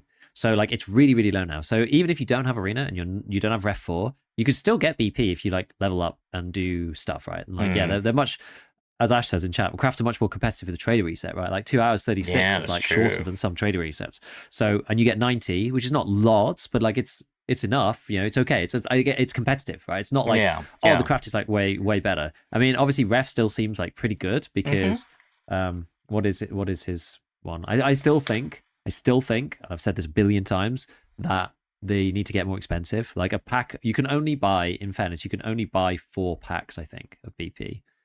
Yeah, you can only buy 4, but they're only per ref reset. But they're only 4 GP coins for like a box of 20 bullets. It's like it's just too cheap. The ref stuff is just too cheap. The GP coins are too free flowing. Yeah. It just doesn't cost enough. So you can buy 80 BP a reset from ref for 16 GP coins, which is like nothing. Right? It's like minuscule amount of GP coins. It's really really small. But there's a few ways to get it, right? Now you can find it raid, you can craft it, you can get it from ref 4, and it is on ref 4, right? That's like it is not an insignificant amount of work. Like you can rush there and get there in, I think it's 2 weeks if you like really do push. But like not everyone's going to do that, and like it does take people a bit of time. Like most people are going to get there probably like 3 weeks, a month, whatever, which is like still early. Like, don't get me wrong, it's still early for BP, but it's sort of like, it's sort of on par at least. I mean, it needs to be a bit balanced still, but it's sort of on par. But anyway, so those guns are really, really powerful, right? And like you could technically bundle the SKS in there as well if you really wanted to, just because semi-auto is another good like DMR. We've got BP in there, like it will slap people, but BP's like decent. It's like one of the 47 pen bullets. Like it's just been good for a long time. It's just like been so hard to balance, and I feel like it's finally coming to the fore now that 7.62 native weapons are like out of the meta or whatever. So that's like the first one. So RD/the Mutant, depending on which your preference is. I personally prefer RD. It's easier to make it like high ergo. You get like high ergo, you get the suppressor, you get LPVO, like you just got, and a 50 rounder, you can get like everything for it. The Mutant's a bit more like RPM meta chad. Yeah, I was gonna ask, because like I know the Mutant has higher RPM by a bit. Like, was it like 50 more, or is it 100 more? It's 50 more, right? It's only 50. Yeah. And 600 to 650 for the Mutant. I mean, I don't think I've used those guns since they've changed the recoil. I mean, if I did, it was for such a small amount of time. Actually, no, I didn't use the Mutant for a bit, I'm pretty sure, and I did like that. But in your opinion, at the very least, is the recoil profiles like very similar? Because I know way back in the day when they were first kind of like the meta guns, like 2 wipes or so ago, it was kind of like if you want more laser beam, you go with the RD. If you want more DPS, if you will, you go for the Mutant. Would you say that's kind of a similar? Basically, yeah. Okay. Basically, I mean, the in chat it was kind of mixed. People were sort of like, it was interesting. Some people were just like, oh yeah, it's great. A couple of people were like, oh, the recoil's a bit much. And in my opinion, that probably means it's about right. Okay. You know, like we're starting Yeah. to move up into the big boys. You don't want this thing to feel like an M4. Yeah. Otherwise, it kind of starts ruining the balance. Like the fact that some people are like uncomfortable to use it because the recoil's a bit high makes me feel that it's probably balanced right because you can shoot BP out of this thing and you can get that in the workbench. It's like, okay, you know, maybe that's okay. You know, maybe that's fine. I think one of the big game changers for these guns, though, is that, yeah, if you like meta it out and put BP in it, that's like top tier. But you can use these guns; they're back on the fleet, Yeah.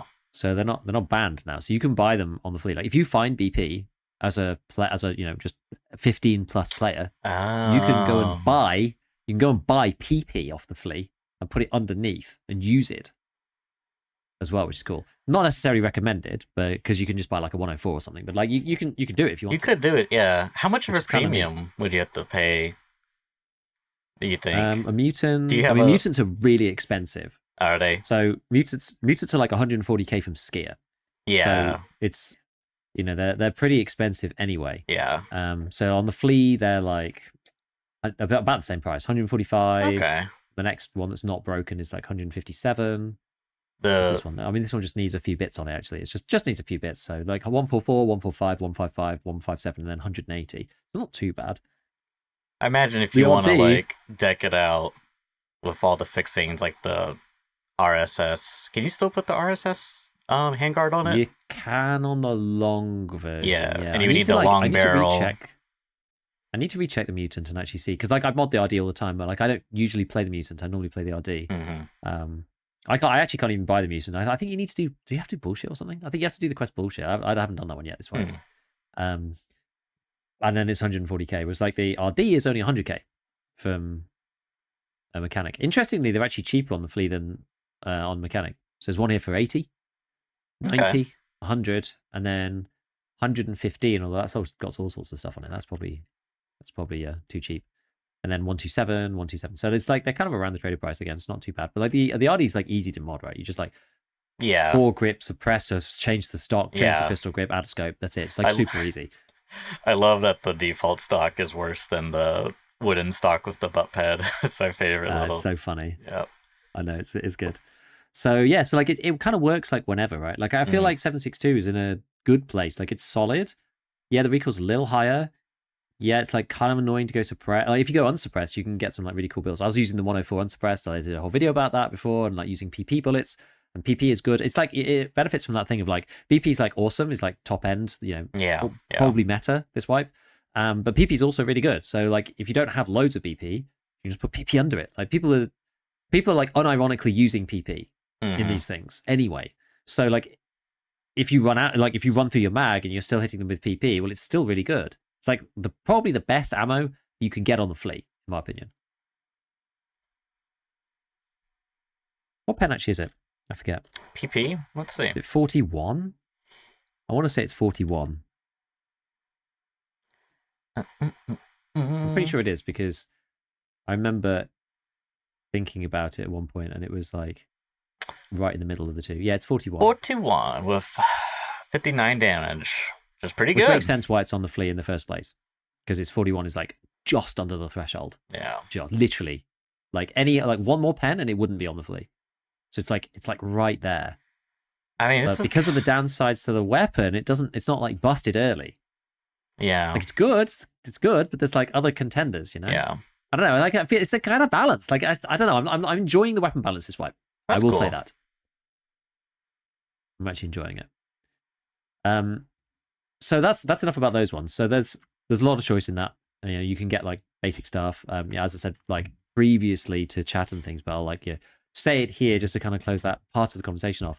If you're going loud, you probably just choose like a AK-104 or something because you just put like the RRD suppressor or compensator thing on it, and it's just like it's really cheap. Just slings 762, and it's super super cheap. If you want to go suppressed, then you can go for the RD or something.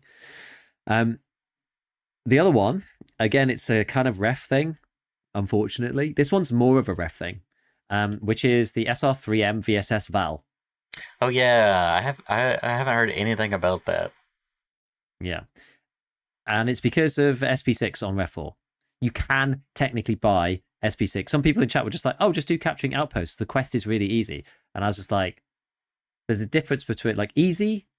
There's easy to hard, and then there's like time consuming to like doesn't take very long. And it's one of those ones that like, yeah, it's kind of easy, but it takes so long. Like it takes so long, especially if you get unlucky with raids, right? Like you need somebody to come to the woods, like, you know, medical camp, and you have to kill them in there. Like how many PMCs are going in there now? Like, I mean, I guess some people to farm stuff, but it's just like kind of specific. It's better than it used to be. Like Pier's gone. It's the whole of Resort now. So you can just play Resort and get capturing outpost done. So that's not too bad. Fortress isn't too bad either. Like it depends. You can get unlucky and have no one come though. And like, I don't want to just spend a whole raid stating Fortress. Like it just sucks. Or at the woods camp, you know, it's bad. So, I mean, what do you get, unless I'm mistaken? You were referring to the SR3M. Yes, this is new. Yeah, what do you, because this has me intrigued, like, what do you actually get for choosing this weapon over, say, a Val? It's just slightly better. I don't think it's actually that much different in the grand scheme of things. Let me just open one the other day that I made. So I made a Meta SR3M, and that is 63 ergo. Sorry. This is with the delta point on it. So this is 69 ergo and 49 vertical recoil. Is the one that I've got. 69 recoil? 69 ergo and 49 14. Vertical recoil. Huh. That actually seems kind of good. Yeah, it is good. It is good. The Val. Let me see if I don't know if there's any point putting on the Val like pistol stock thing. There never really seems to be much advantage doing that. Yeah, I think you get like a little bit more ergo with the Mo combination. I don't know if you actually do. Let me check. I forget. I always forget about this one. So with the MOE stock, it's like 59 and 50. With the regular one, it's the ergo is quite a lot less. But the recoil. Oh wait, hold on. Oh no, that's because it's about the stock. Yeah, so 59 and 50, and it goes to 61 and 54. Okay, so you can get lower recoil at the cost of ergo. You lose 2 ergo. Okay. Yeah. Huh. But that's probably okay, right? Probably okay. I feel like if you do the Daniel's defense one, I can't remember exactly which way around it goes. I feel like one of them is exactly the same. Yeah, I think you're right about that. It's kind of whatever. It's kind of whatever. So there's an interesting new little rail for these. It's called the AK303M full length lower dovetail, and it's like a half rail that goes like part way up the gun, and there's a top part to it called the RS Regulate AKR top mount. I don't know whether it's going to show there. What's it? Oh, it should do. Yeah, it's called the RS Regulate is the name of this thing. Oh, it's the fourth from the bottom. I can see it. Yeah. Oh. So this thing gives you 2 ergonomics, and the top part doesn't lose anything. Oh, you could put this on a 104, a 105, an AKS 74. Yeah, you can put it on all sorts of stuff. Okay. And it can take anything except for ring-mounted optics.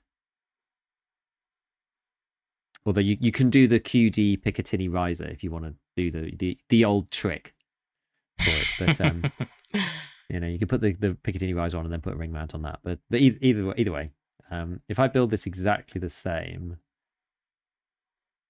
I wonder if the Val, because the thing is the Val expensive. The Val's like pretty expensive these days. The thing is you can put your own custom vertical foregrip on the Val. I didn't actually do the test. I just used the SR3M the other day, and it was like felt pretty good. Interesting. You can't actually put on the laser combo that I usually use. Weirdly, but never mind. Let's just say I put on like, I don't know, what would I use, like a Clash 2P or something. So yeah, this Val is 70 ergo and 50 recoil. That feels about the same. Said 70 and 50 before, right? Yeah, you said 70, 50. I think you said 69 for the SR3. Yeah, this one's 70, 50, and the other one's 69, 49. So they're almost identical, I guess, in just stats. Whether that translates, I'd need to shoot both of them. They probably both feel the same. Like they're very, very similar. So a little bit less ergo on one, a little bit more recoil on the other, and vice versa. That's what it sounds AS like. Val is 150k on the flea market. So it's punchy. You don't need to mod it much. 160 from Prapor. And the SR3M is 147k from Prapor. So they're about the same price. Okay. Is it any lighter base weight, at least? I'm clocking in 2.593 on the SR-3M. The Val builds that I made Okay. is 3 kilos. Okay. Oh. That's with no bullets in the mag. The mags are pretty heavy though, once you put the SR3, bullets in, yeah, I'm pretty sure. Yeah. The SR3M, this has got a 30 though. If I change to the same one, it's like 3.4 kilos. So the Val might actually just be better. Huh. I didn't use the Val. I gave it a little comparison with the VSS, but I think they're all going to feel about the same. Yeah. Just different aesthetics, more or less. Kind of, yeah. I wonder if some of them have got better or worse, like heat dispersal, because that actually matters on this gun. Like for the first time out of any gun. Yeah, that's true. Like, it's the only one where it matters. Like SP6 is just the ultimate gun destroyer. You know what? The MOA's 3.4 versus 5. Is that really any significant difference? On what, sorry? The Val has 3.4. At least the default ones. I'm on the wiki, so. And the SR3M has 5 MOA. But I don't think that's really enough to, because we're still firing a bullet that's subsonic. So yeah, it's very, very slow. It's like 300. Yeah. So like you don't really want to use these things at range. I mean, you can, but Yeah, I kind of agree. I'm just intrigued actually. I've just seen something. You can put instead of a foregrip, you can actually put the bipod on the Val and the VSS. Oh my god, Tower is in a bush right now, proned and posted up with the bipod and a VSS and the scope and sniping people currently. I can imagine. I can well imagine. That's kind of nasty. I'm just building out a VSS now just to see what this one comes to. On these things, I'm just using the SI Cobra on them all because most of the time it just doesn't feel like there's any reason to do, anything else. Just because like the recoil's already so low on these things. So yeah, I mean the VSS, I'm getting to. Oh, I didn't put the nerd thing on. I'm getting to 68 recoil and 50 vertical recoil. So like they're all like super close. Yeah. Oh, but that's actually not with the right mag actually. Yeah, there's 2 mags now. There's 2 30 rounders. One of them is purchasable, which is the SR3M mag. Yes. And that's the one which is like the pliers barter one. And then there's the other one which is like flea only, but it gives you half an ergo. And half an ergo? Literally half an ergo extra. Like so it's like 3 gives you. No, as in like the delta. So the old delta, one is okay. like -4, and this one is -3.5. Gotcha. Let me Although guess. that It's being like said, they're only 33k. That's actually cheaper than the other one. Oh really? 33k? Oh my god, that's a steal. Probably the time that we're looking at. That's it. That is a steal. I'm not going to buy any. I can't be bothered, but that is actually a steal. Every decimal point matters, Giga. You have to buy it. Yeah, 61 ergo and 50 vertical recoil for that one. Mm. The Val, I'm going to change the mag over now. The Val was like 68 ergo and 50 vertical recoil. And the SR3M is 69 ergo and 49 vertical recoil. So it's like you're trading best, right? But 1-to-1, right? If you want an extra point of ergo, then you go with the one that's 70 ergo or whatever, but it has one more recoil. So I think it's 69 and 50 versus 70 and 49. 70 ergo, 49 recoil. It's all like so close. Yeah, it's like 1 point difference. So it's like you really, you're really comparing apples to apples here. Like they're doing the same thing. The point of the gun is to unload big bullets at 900 RPM into target within 10 meters. Like that's the whole point of the gun, effectively. Oh, actually, okay. Sorry, I misspoke because I didn't put on the stock on the SR3M because that was the first build. It was just like easy. So the VSS is worse, right? Because you can't change the stock. Yes. Whereas the Val goes from 68 ergo and 50 recoil. Okay. And if you do the same thing on the other one, on the SR3M, with the same dangerous defense stock, it goes to 69 ergo and 46 vertical recoil. Okay, so that's a little bit more of a delta between the two. It is bigger, yeah. It is bigger. Okay. So on thus far on paper, we've concluded that it's technically slightly better, yeah. The SR3M is slightly better, and there's very minimal downsides. Like the only downside I could think of is the MOA being like a few points worse, but going from like 3 to 5, I don't think it's significant when your base is already 3, you know? Mm-hmm. And considering how the guns you used, Exactly. The muzzle velocity of 293 meters per second is like really rough. It's really rough. It's really rough. Yeah, it's also shorter, so better for CQB. Good point. And that's what we want to use it for. So win-win. Yeah. Exactly. And I used it a bit, and it, if you get to see player and click gun at player, it shreds them, as you might imagine, because SP6 is just complete dominator. I have a question. Can you fold the stock in that current configuration on the SR3M? Will it let you fold it? I don't know, and I don't have one. Let me see. I'll build one now. You'll spend the money for science? Oh my god. I'll spend the money for science. I mean, that's basically that's my livelihood these days, isn't it? Anything for the sheets. Yeah.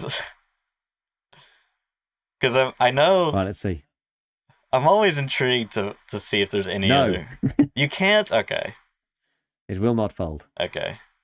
Oh, that's probably because of the dovetail. Wait, no. Is there a different? Yeah, because I've got this thing on it. Can you do the stock? If you get the regular stock on it? Yeah, the default one should be able to fold, but maybe the dovetail blocks it. I know that's kind of a thing now. In most cases, I can't fold it. It only folds with the side mount off. Yeah, okay. And when you fold it, you lose stats, right? You lose recoil. I hope so. That's what I wanted. That's what I wanted to check. Because yes. Okay, yeah. That's been a thing in the past, right? Well, fun fact: the Keter is the one gun that you can fold the stock and not lose any stats. It's a fun fact. I mean, the only really gimmick with that is you can barrel stuff people and you can shoot your gun because your gun's doesn't bend. It just goes in to your shoulder. Your Keter is just like here. Your arms are all bent in, and you're just melting them away. If there's ever a gun that comes out like that, meme or meta, part 3. Folding the stock to barrel stuff. Folded stock Keter, and then getting within literal punching distance. Yeah. It's a shame that we don't have rifle butt melee in Tarkov. If they ever had bayonets though, on like the Mosin especially. Oh my goodness, that's going to be so toxic. An absolute. Can you imagine a factory? They're going to put in like a Jaeger quest where you got to kill PMCs with a bayonet, and it's going to be like Vietnam, Congo ambush tactics, jumping from the rafters of factory. Ah! How much damage should a bayonet do? What would the stats on the bayonet be? I don't even know. I feel like it depends whether you had a plate or not. It'd have to be special, right? Because you're not going to go through a steel plate. Yeah, I don't know. You probably go straight through that stuff. I feel like headshots, face shots, absolutely should one shot. Oh yeah, there's no question about that. Arms... If you hit somebody in the unprotected stomach, you should probably do 200 damage or something. Yeah, unprotected stomach, that should hurt a lot. Man, it would be this would probably be so much code required. I imagine this would be a difficult task. Just to get the bayonets alone, for example. But what if on top of that, you could do a 2-hit combo? You could stab them and then while the gun's in them, you shoot the gun, and it's like, This is like turning into, you run up to them and you do the stab, and then there comes up little like glowing quick time event, and you press it. There's like a Space Marine 2 cutscene where you just like you pull the thing out and fire the gun, and they fall on the floor dead, and then you get some of your armor back. oh Tarkov Marine 2. What terrible Tarkov imaginations play in my head. I mean, that would be scary though. That genuinely would be scary. Like we need more scary things in this game, but that would be terrifying. Can you imagine that just like naked like hatchling guy with like a freaking bayonet? Oh my god! Are you like desperately trying to kill them? Like people say Tarkov's a horror game already, right? That's like it is. Man, you could go like full guerrilla warfare. Like you could actually do some like psychological torture. You get the flashbangs, you get the tripwires, you get the bayonet. What else? You get the mortar strike call in. It's just like some poor Timmy new to the game just absolutely cause traumatic psychological damage to them in the video game. There's two random things that I heard this week, which is sort of related. You reminded me of the tripwire, and they don't really fit anywhere, so I'm just going to say them now. You reminded me about them. And the first one was when I was playing Labs, and somebody in chat was just like, "Oh, I've been having this great time on Labs. I've been tripwiring the door to the medical elevator, like stairwell." And there's so like, I actually was thinking about this. It's like Labs is almost like the perfect tripwire map. Never really thought about this before, because you think like, oh, but surely people are going to see this stuff. Like, surely it's going to be really obvious. No, it's different, because the reason why it works so well is because there's so many doors on Labs. Like, you're going to get caught with door. And this guy was just like, people are too busy like checking the angles to be looking for the tripwire. And the thing is, you can set the tripwire up so that when the door opens, the tripwire goes off, right? Because like you can put the tripwire outside and objects trip the tripwire. So you can trip the tripwires with like bags and things, right? But you can trip the wire with the door. So somebody opens the door onto the tripwire and then runs out. But like the door's opened, and as the door opened, that is what tripped the tripwire. And then the grenade goes off as they're like running or like checking the angles or whatever. So he's like, oh, I've had a great time like grenading people on Labs with the tripwire. I was just like, that is actually super, super like toxic, but also amazing idea. Because like we've been playing Labs a bit and just like figure out what to do. I was like, I still need to do Grenadier. Maybe I'll give it a go. I don't know. But yeah, there's other people who've been like tripwiring that like the actual elevator. So I don't know, like I don't know exactly how the positioning works, but apparently you can like tripwire the elevator and then like still get out somehow, and then somebody will like run in, press the button, run in some fashion, and then like close the door. But by the time they realize there's a tripwire, like the door's closing and they can't get out or something. I don't know. It seems like insane. It seems insane. The second, what was the other thing that I was going to say? Oh, I was going to say two things. First one was about the tripwire. I don't remember what the second was. It's probably going to come back to me. I don't remember. We were talking about flashbangs, mortars, flashbang, bayonets. Oh yeah, the mortars thing. Yeah, so I've had like loads of people come into my chat about like the mortar and about the flare quests. So the flare quests are like broken still. So they fixed Klimov Street with the green flare and the one on Ground Zero. So you can use those extracts again, but you can't use the yellow flares to complete the quest now. There's like one at Pinewood Hotel you need to do. There's one a Lightkeeper task you need to do it for, and it's not working.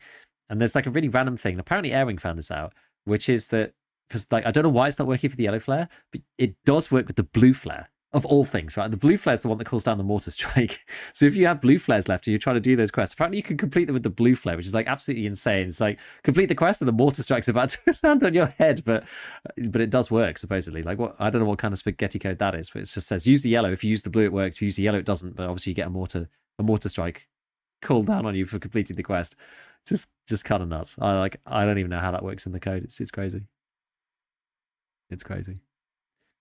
So we just spent a long time talking about those two guns. There's like the other guns that kind of came up in like tier 1, and the reason why I didn't put them at the top is because they're sort of compromises somewhere. They're not kind of, I guess like the SR3M is also sort of similar.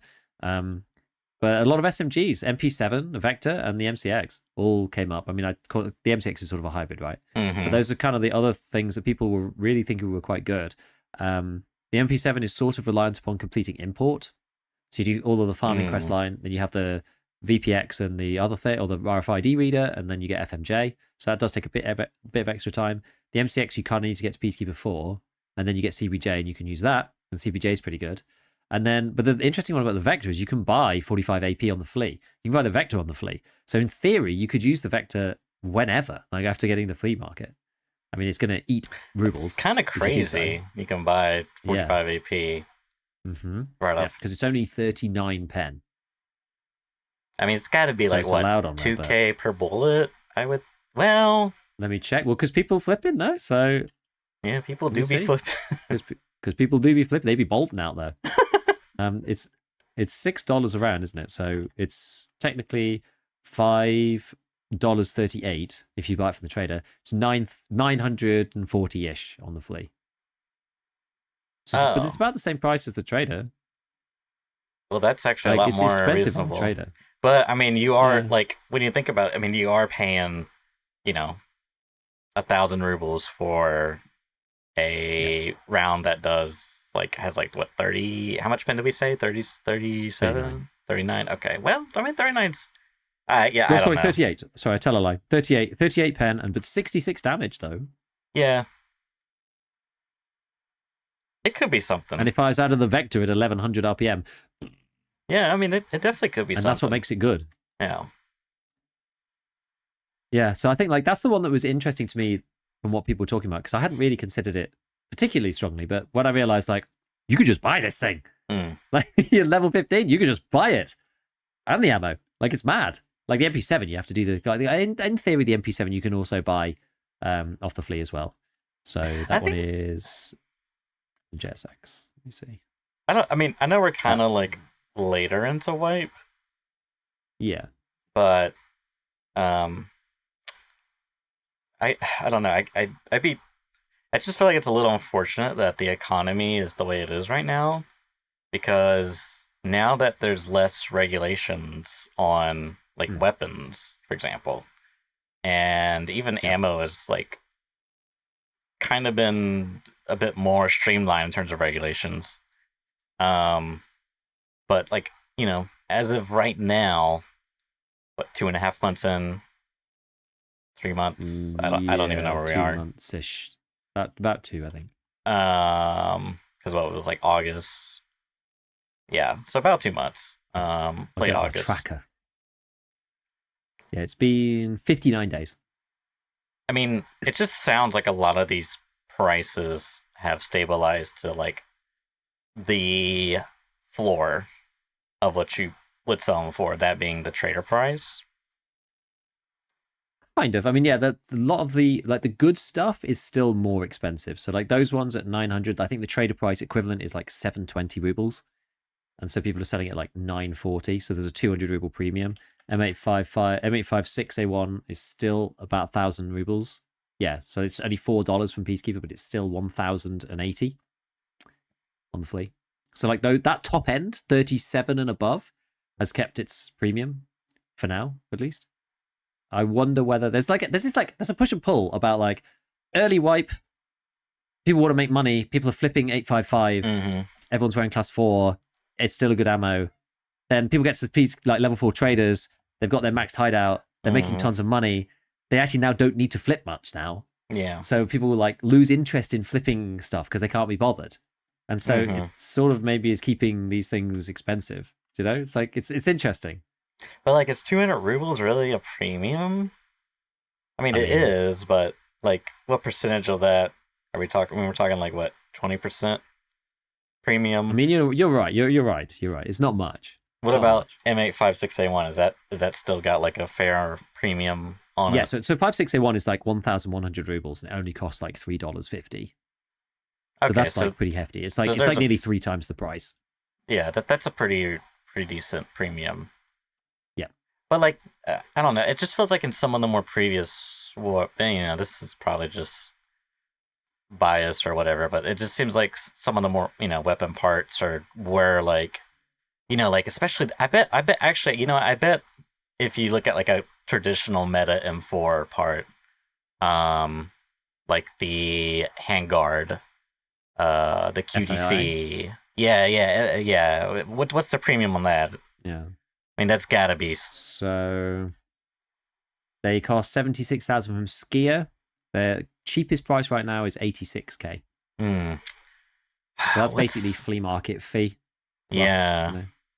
What's up? What are people SE5 buying? is quest locked, so Oh, that's mutant, quite expensive long still. barrel mutant. Okay, well the barrel. Yeah, the barrel. Yeah, I'll check in a second. So the SE5 is 15k for mechanic. It's 30k on the flea, so it's double because it's quest locked. That's the So you can't buy that handguard, one. right? Or the That's grip, hand the grip. foregrip, yeah. And that's like the Yeah, the meta one mutant. typically. Okay, Mhm. so 2x, that's pretty good. Yeah. The mutant, let's see, vital parts. Where are we? Oh no, I need to do it on the upper, don't I? I'm going to find this. See, that's a good What? example you gave though, because that is a more universal part, right? Which like means it's in more demand. Yeah. Yeah, So so the mutant barrels, they're gunsmith as well. You got to remember. So that's like makes it even more okay. turbocharged, right? So they're 30k on mechanic, and they are the cheapest price is 70k on the flea right now. So about But there are 2.5. only 12 on the flea. Yeah, That's it. okay. There are none others. Anyways, I don't know. It's gonna vary, I guess, but it's interesting. I'm not saying that everything has to be a premium of 2x at least, but Of course. having like I was quite surprised. What were we looking at earlier? The premiums just didn't seem that much. But anyways, nonetheless, Yeah, I mean premiums are down, right, because of the whole flipping thing. yeah, yeah. Just in general. Yep. So I mean, yeah, the only other thing was there was like there was like other guns that were kind of I thinking like tier 2. They've got like some problem or whatever that people don't really like. I don't know really whether to put like, well, I'm going to put it down here in tier 2. Like the M4 with like M855A1. The problem is like having to go and do the quest because people just don't like doing the quest. It's not actually that hard, but it's like how much is the key? The closed section key. It's Oh basically the closed yeah, section key, right? It's like you it's a one use. So yeah, you only get one chance to do it. So it's 1,000,000 rubles. You go in there, you unlock the thing, you yeah, use the closed section key, you grab the item, and you have to leave then and get out with the item. Otherwise, if you die, you have to buy another one. yeah. And so No, people really don't like doing that quest. I totally get that risk aversion there. Yeah. Or And loss then you aversion. combine that with exactly. You combine that with what I was talking about before, which is M855A1 is like good. I mean, you have to craft it. So it's not, you don't just get it to buy when you complete the quest. You have to actually go and craft it. Yes, the craft is a lot better than it used to be, like all of these crafts were. This one is now, if it'll load, random. It is 2 hours and 20. So it's quick and you get 120. So you get quite a lot. So it's actually all right. But again, against 5+3, it's like you got to hit them in the head. Otherwise, it's gonna be like 5 hits. So it's not actually doesn't feel that great. Sort of like gets caught in the middle, right? The M4 is kind of good at everything, but not really like amazing at anything. It's like not amazing at long range because the rounds are quite low damage, and the pen is sort of like fine. It's not amazing at short range compared to something like a Vector, but it's like good at everything. Fast rounds, moddable, kind of expensive to mod, I suppose. But like that's the thing. And it's again, I feel like this is good. This is a good thing. If you want to have like a bit of everything for every situation, then sure, go with the M4. Like it's not going to let you down, really. Like there's a certain situations where it will in specific niche parts, but those people have like taken some downside in order to do that. Like I got wrecked by a Vector in chalets the other day, and we were both just like shooting at each other, and I was like, I'm just shooting at him, but he just killed me first because the Vector's got 1100 RPM, and I died, and that was it. So it's like in some situations you're just going to get like outmatched either at range or at close range, but you can kind of fight everybody. The other one is, with the downfall of like 7.62 NATO, we've got like the MDR or the SCAR with their M80 or M62, but it's like the recoil plus like the M62 craft plus M80 not being that great, plus people don't like the SCAR. It's like there's issues there. The Ash 12 is probably the next one down. The bullet's great in theory, 20 round mags. The Ash is like insanely heavy. The like zeroing is now kind of weird. I've actually got a video coming out tomorrow about zeroing on the Ash, about how it's now kind of screwed a little bit. You've got the shotgun slug buckshot problem with the Ash these days because they changed the speed. And then the last one is the SVD, which like is, again, people are like kind of like it, kind of don't like it. You have to use it for Punisher. You get PS after Punisher 6, which is kind of the point. Like you kind of wanted PS for doing Punisher 6. You get it after Punisher 6, and then no one ever wants to use it again. So it's like, yeah, the gun's heavy, expensive to mod. It's just a bit difficult. So I think those ones are kind of like tier 2. Like some people like them, but there's like problems which make them not like meta. I'm sure there's some other weapons as well here and there, but that's kind of the thing. That's kind of my like overall list, like RD and SL3 MVSS Val or Mutant for the top set, and then like MP7 Vector for like some SMGs. MCX is great if you just want like you want like M4 type experience, but you don't have M855A1. And then M4 with M855A1 if you can do the quest. MDR and the Scar with M80, Ash with PS12B, and SVD with PS are kind of in like the second tier. But and it's an interesting shake-up. Like I've seen lots of different people using lots of different guns, and I think if they can balance the ref stuff a little bit more, so it's not just so cheap to buy from him, then I think he'll be in a good spot. Yeah, or give out less GP coins or something there. One or the other, right? Yeah. Like just the GP coin availability needs to just go down in some fashion. I don't really care which way they do it. I would rather than put the prices up because that allows them more like range. So you can make things like the graphics card, like, so, like one of the, did I talk about this last week? Like did I get to Ref 4 last week? I don't remember. I don't think so. I don't remember. But I have Ref 4 now, and you just buy a graphics card from him for 48 GP coins every reset and sell it on the flea for 830,000 rubles. So like it should be more than 48 GP coins. It's like far too cheap, in my opinion. And to your point, they can't give you half of a GP coin.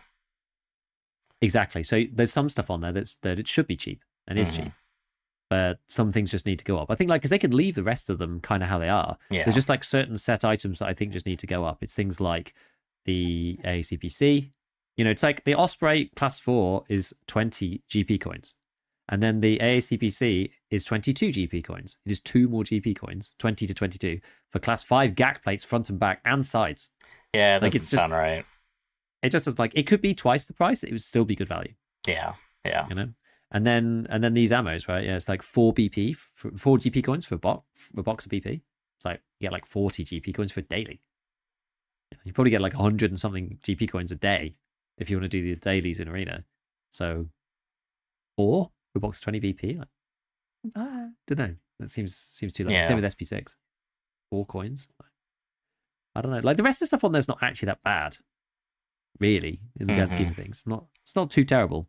But those things would be good. They just need a price increase, and then that would kind of help to balance stuff. And then you'd feel like more incentivized to go and do the stuff in game, because it's kind of like what's the point of doing capturing outposts when I can just use GP coins to buy SP6? I don't want to do that quest. So I like having alternatives, but it's like what we've talked about. It's like, is it a meaningful alternative or not? I feel like SP6 on Ref 4, easy. Capturing outposts, pain in the ass. Like it's not really. It's the road of rainbows and gold coins and bunny rabbits versus the thorn thistle bush. Oh, but you've got 2 choices.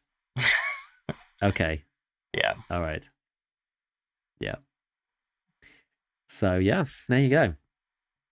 I think that's the deal. I'm gonna still like carry on thinking about it and like refining the list. I might have a look through some of the others. I mean, I'm a sworn semi-auto hater, which also sways me in the SAG AK conversation as well, which is why the only semi-auto weapon on that whole list is the SVD. Yeah, but SVD, I feel like even if you are a semi-auto hater, it's a bit of a exception to the rule because, I mean, it just don't care most of the time. If you use an LPS, it do care a little bit, but anything above that, it just don't care. Yeah. Somebody mentioned the SVT the other day, and I was just like, oh, I'd kind of forgotten that this gun existed. I don't know whether that's like actually a good early game choice or something. I'm not really sure. Like I've not really used it. I think it's still quite high prepple, but you can buy them on the flea. So I don't know. I was like, I will say the one interesting thing is, just to add a quick thing here, is I find interesting historically speaking that the MP7 has like almost universally been like a top rated gun, maybe not number one on the list Mm. ever, but like at least Mhm. top five, top 10. Like it's always been high up in the ranking. I feel like Yeah. anyway. So that's that, which kind of makes sense. Unique caliber, low recoil. These are kind of the things you want. So, High like, RPM. yeah, good And I think that's the deal. 40 round mags, like a little bit more than your Yeah. atypical 30 rounders. So And you always have the ability to use like APSX in it, in super theory. easy to mod as well. It's like suppressor in a sight, and boom, you're good to go. Yeah. Yeah, it's always been good. Like I'm still it seems to be like the one that got away, you know? It's like FMJ SX. Mm-hmm. It's kind of like, I was talking about this for a long, long, long time, and it never like got changed. Like it was never banned off the flea. It was Mm-hmm. still that, and then now they've done the reshuffle. It's now finally feels kind of like that it doesn't matter, that it's kind of just in line with everything else. It's fine. Like it's still good, but it's not necessarily better than everything. I think it typically has slightly higher recoil than some of the others, right? But then it's like, oh, you don't get everything. It's kind of like a jack of all trades, which is why it ends up being used so much. It's like, oh, the pen is the best out of the SMGs Mm-hmm. for that particular type of bullet, which just gives you a little edge sometimes. The damage is a little low compared to the others, but the 40 Mm-hmm. pound mag is good. The RPM is right up there, easy to mod, like the recoil's okay. So it's like, it's kind of like the perfect breakpoints to make like the perfect SMG.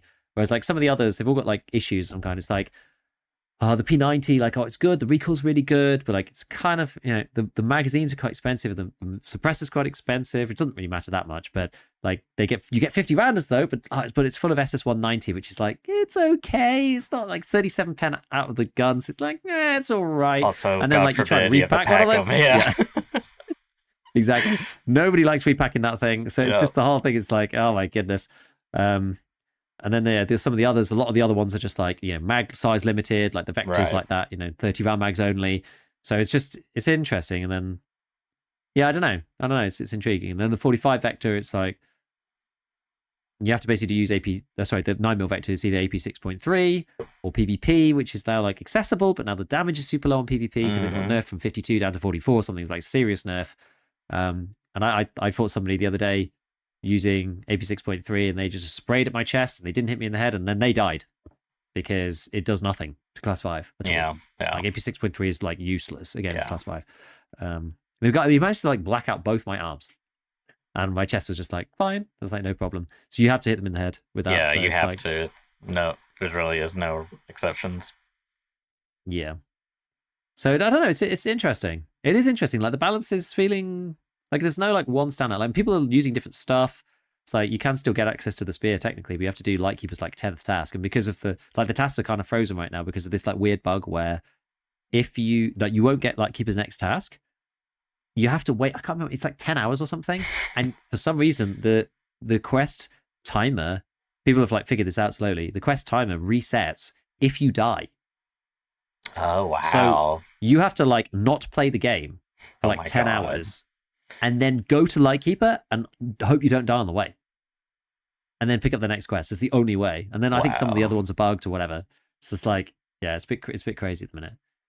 But people have been figuring it out. It's just like, yeah, the only way to do it is you have to not die for 10 hours to pick up the next one. And it's like, yeah, stuff that he gives to you is like blocked. You can't put it into your secure container and like all sorts. It's just like lots of things that are just annoying. You have to like log out and like re-log in the lighthouse. And there's lots Crazy. of bugs with Lightkeeper at the minute, which is like kind of annoying. It's until all that is resolved, I don't really want to be playing much Lightkeeper stuff. I'll get to him again, but I don't really want to. I don't really want to do much of it with the game in that kind of state, which is a bit sad. But yeah, it's all good stuff. I like the weapon balance this wipe. I think it's interesting. That's good. Yeah, that's good because I know that wasn't too long ago. I felt like it was RD, mutant, and occasionally the Black MDR. VSS would show up. Yeah, or SR25. I mean, it was like a handful of guns, and like mutant was like and RD were Oh just like yeah, so prevalent. yeah. A couple of wipes ago, yeah, definitely, Yeah. definitely. But like even from like last wipe, where it was, uh, Black MDR, the spear, Mm-hmm. Yeah. and maybe the foul, like that's completely like overturned Yeah. Yeah. because some people still using the Black MDR, but the recoil is like a lot higher. So now you have to. There's a trade off. Mm-hmm. And so some people have moved over to the Scar. Like people have sort of split between there. Like some people have stayed with Black MDR for the advantages. Some people have moved to the Scar because it's like better recoil because it didn't get touched, I don't think, but like it's still got the problems the Scar used to have. But relatively, it's got better. The FAL got hit by a recoil nerf, so that's like kind of nasty again. I think the FAL was kind of alright, but apparently loads of people using it. Not that I ever saw any of them using it, but I was told on good authority by the entirety of the Tarkov community that loads of people were using it, and it was like the third meta weapon. I don't know, but I think BSU probably did that one a bit of a dirty by nerfing it. But anyway, it is what it is. Like the nerf and the ammo change with M62, I think has like killed the FAL completely, unfortunately. But then going to this wipe, it's like you can get the spear from ref, but you can't get the ammo, which actually is kind of interesting. So it's like Sig Hybrid, you can literally only get, and it unlocks at the same time as the spear. Because Sig Hybrid last wipe was on Peacekeeper 4, now it's on Peacekeeper 4, but after Lightkeeper's 10th task, which is the same task where you can buy the spear from Lightkeeper.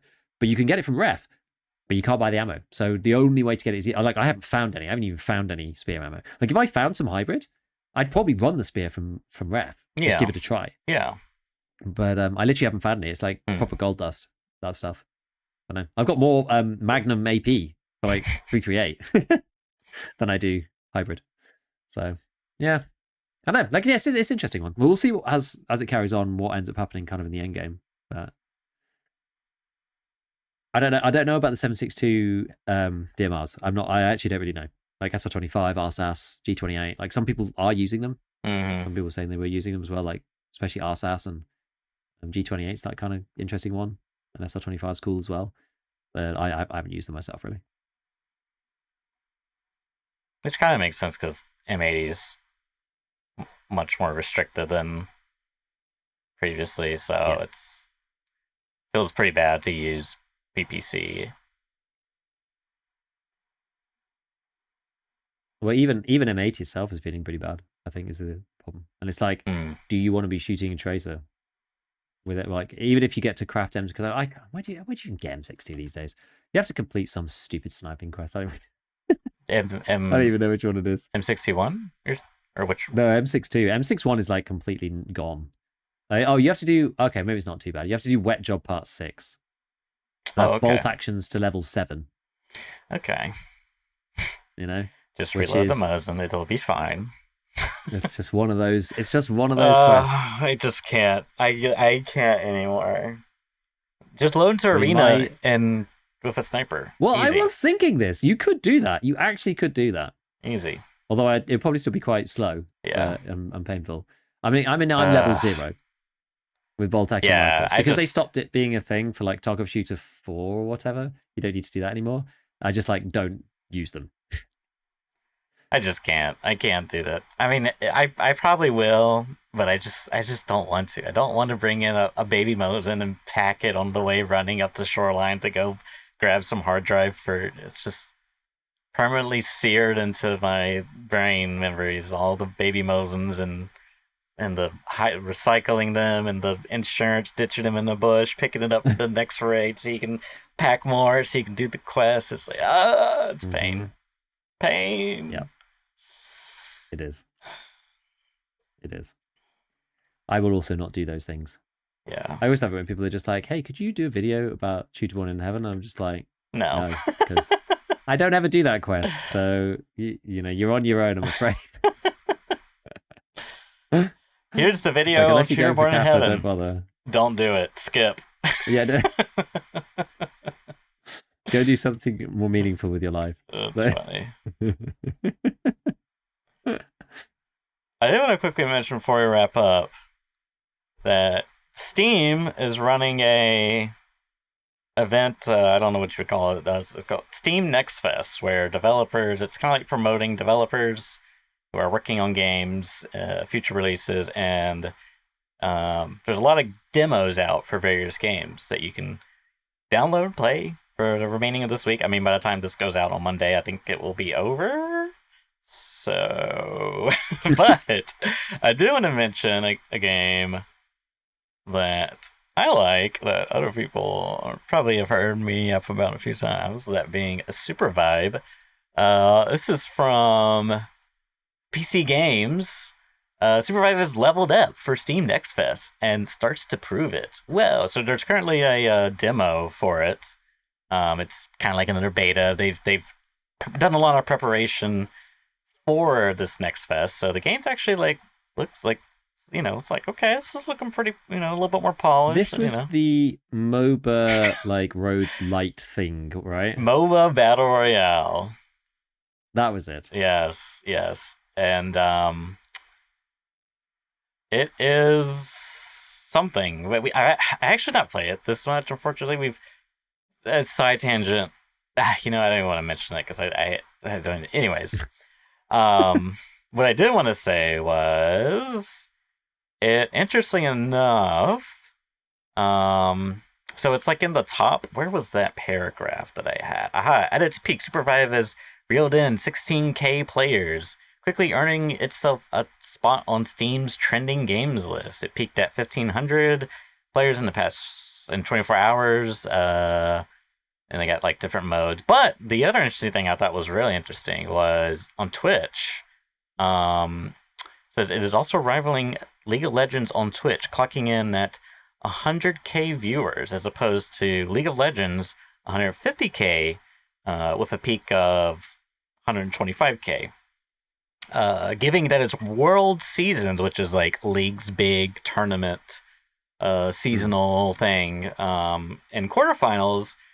That's pretty damn impressive, says a PC Games article. So I don't know. That's kind of interesting. I didn't actually, 15K is like kind of low for what's like concurrent daily top charts, but for trending, apparently that's good for this time period. And the fact that it's getting a lot of views on Twitch could mean, very promising for the developers of that game, Theorycraft Games studio.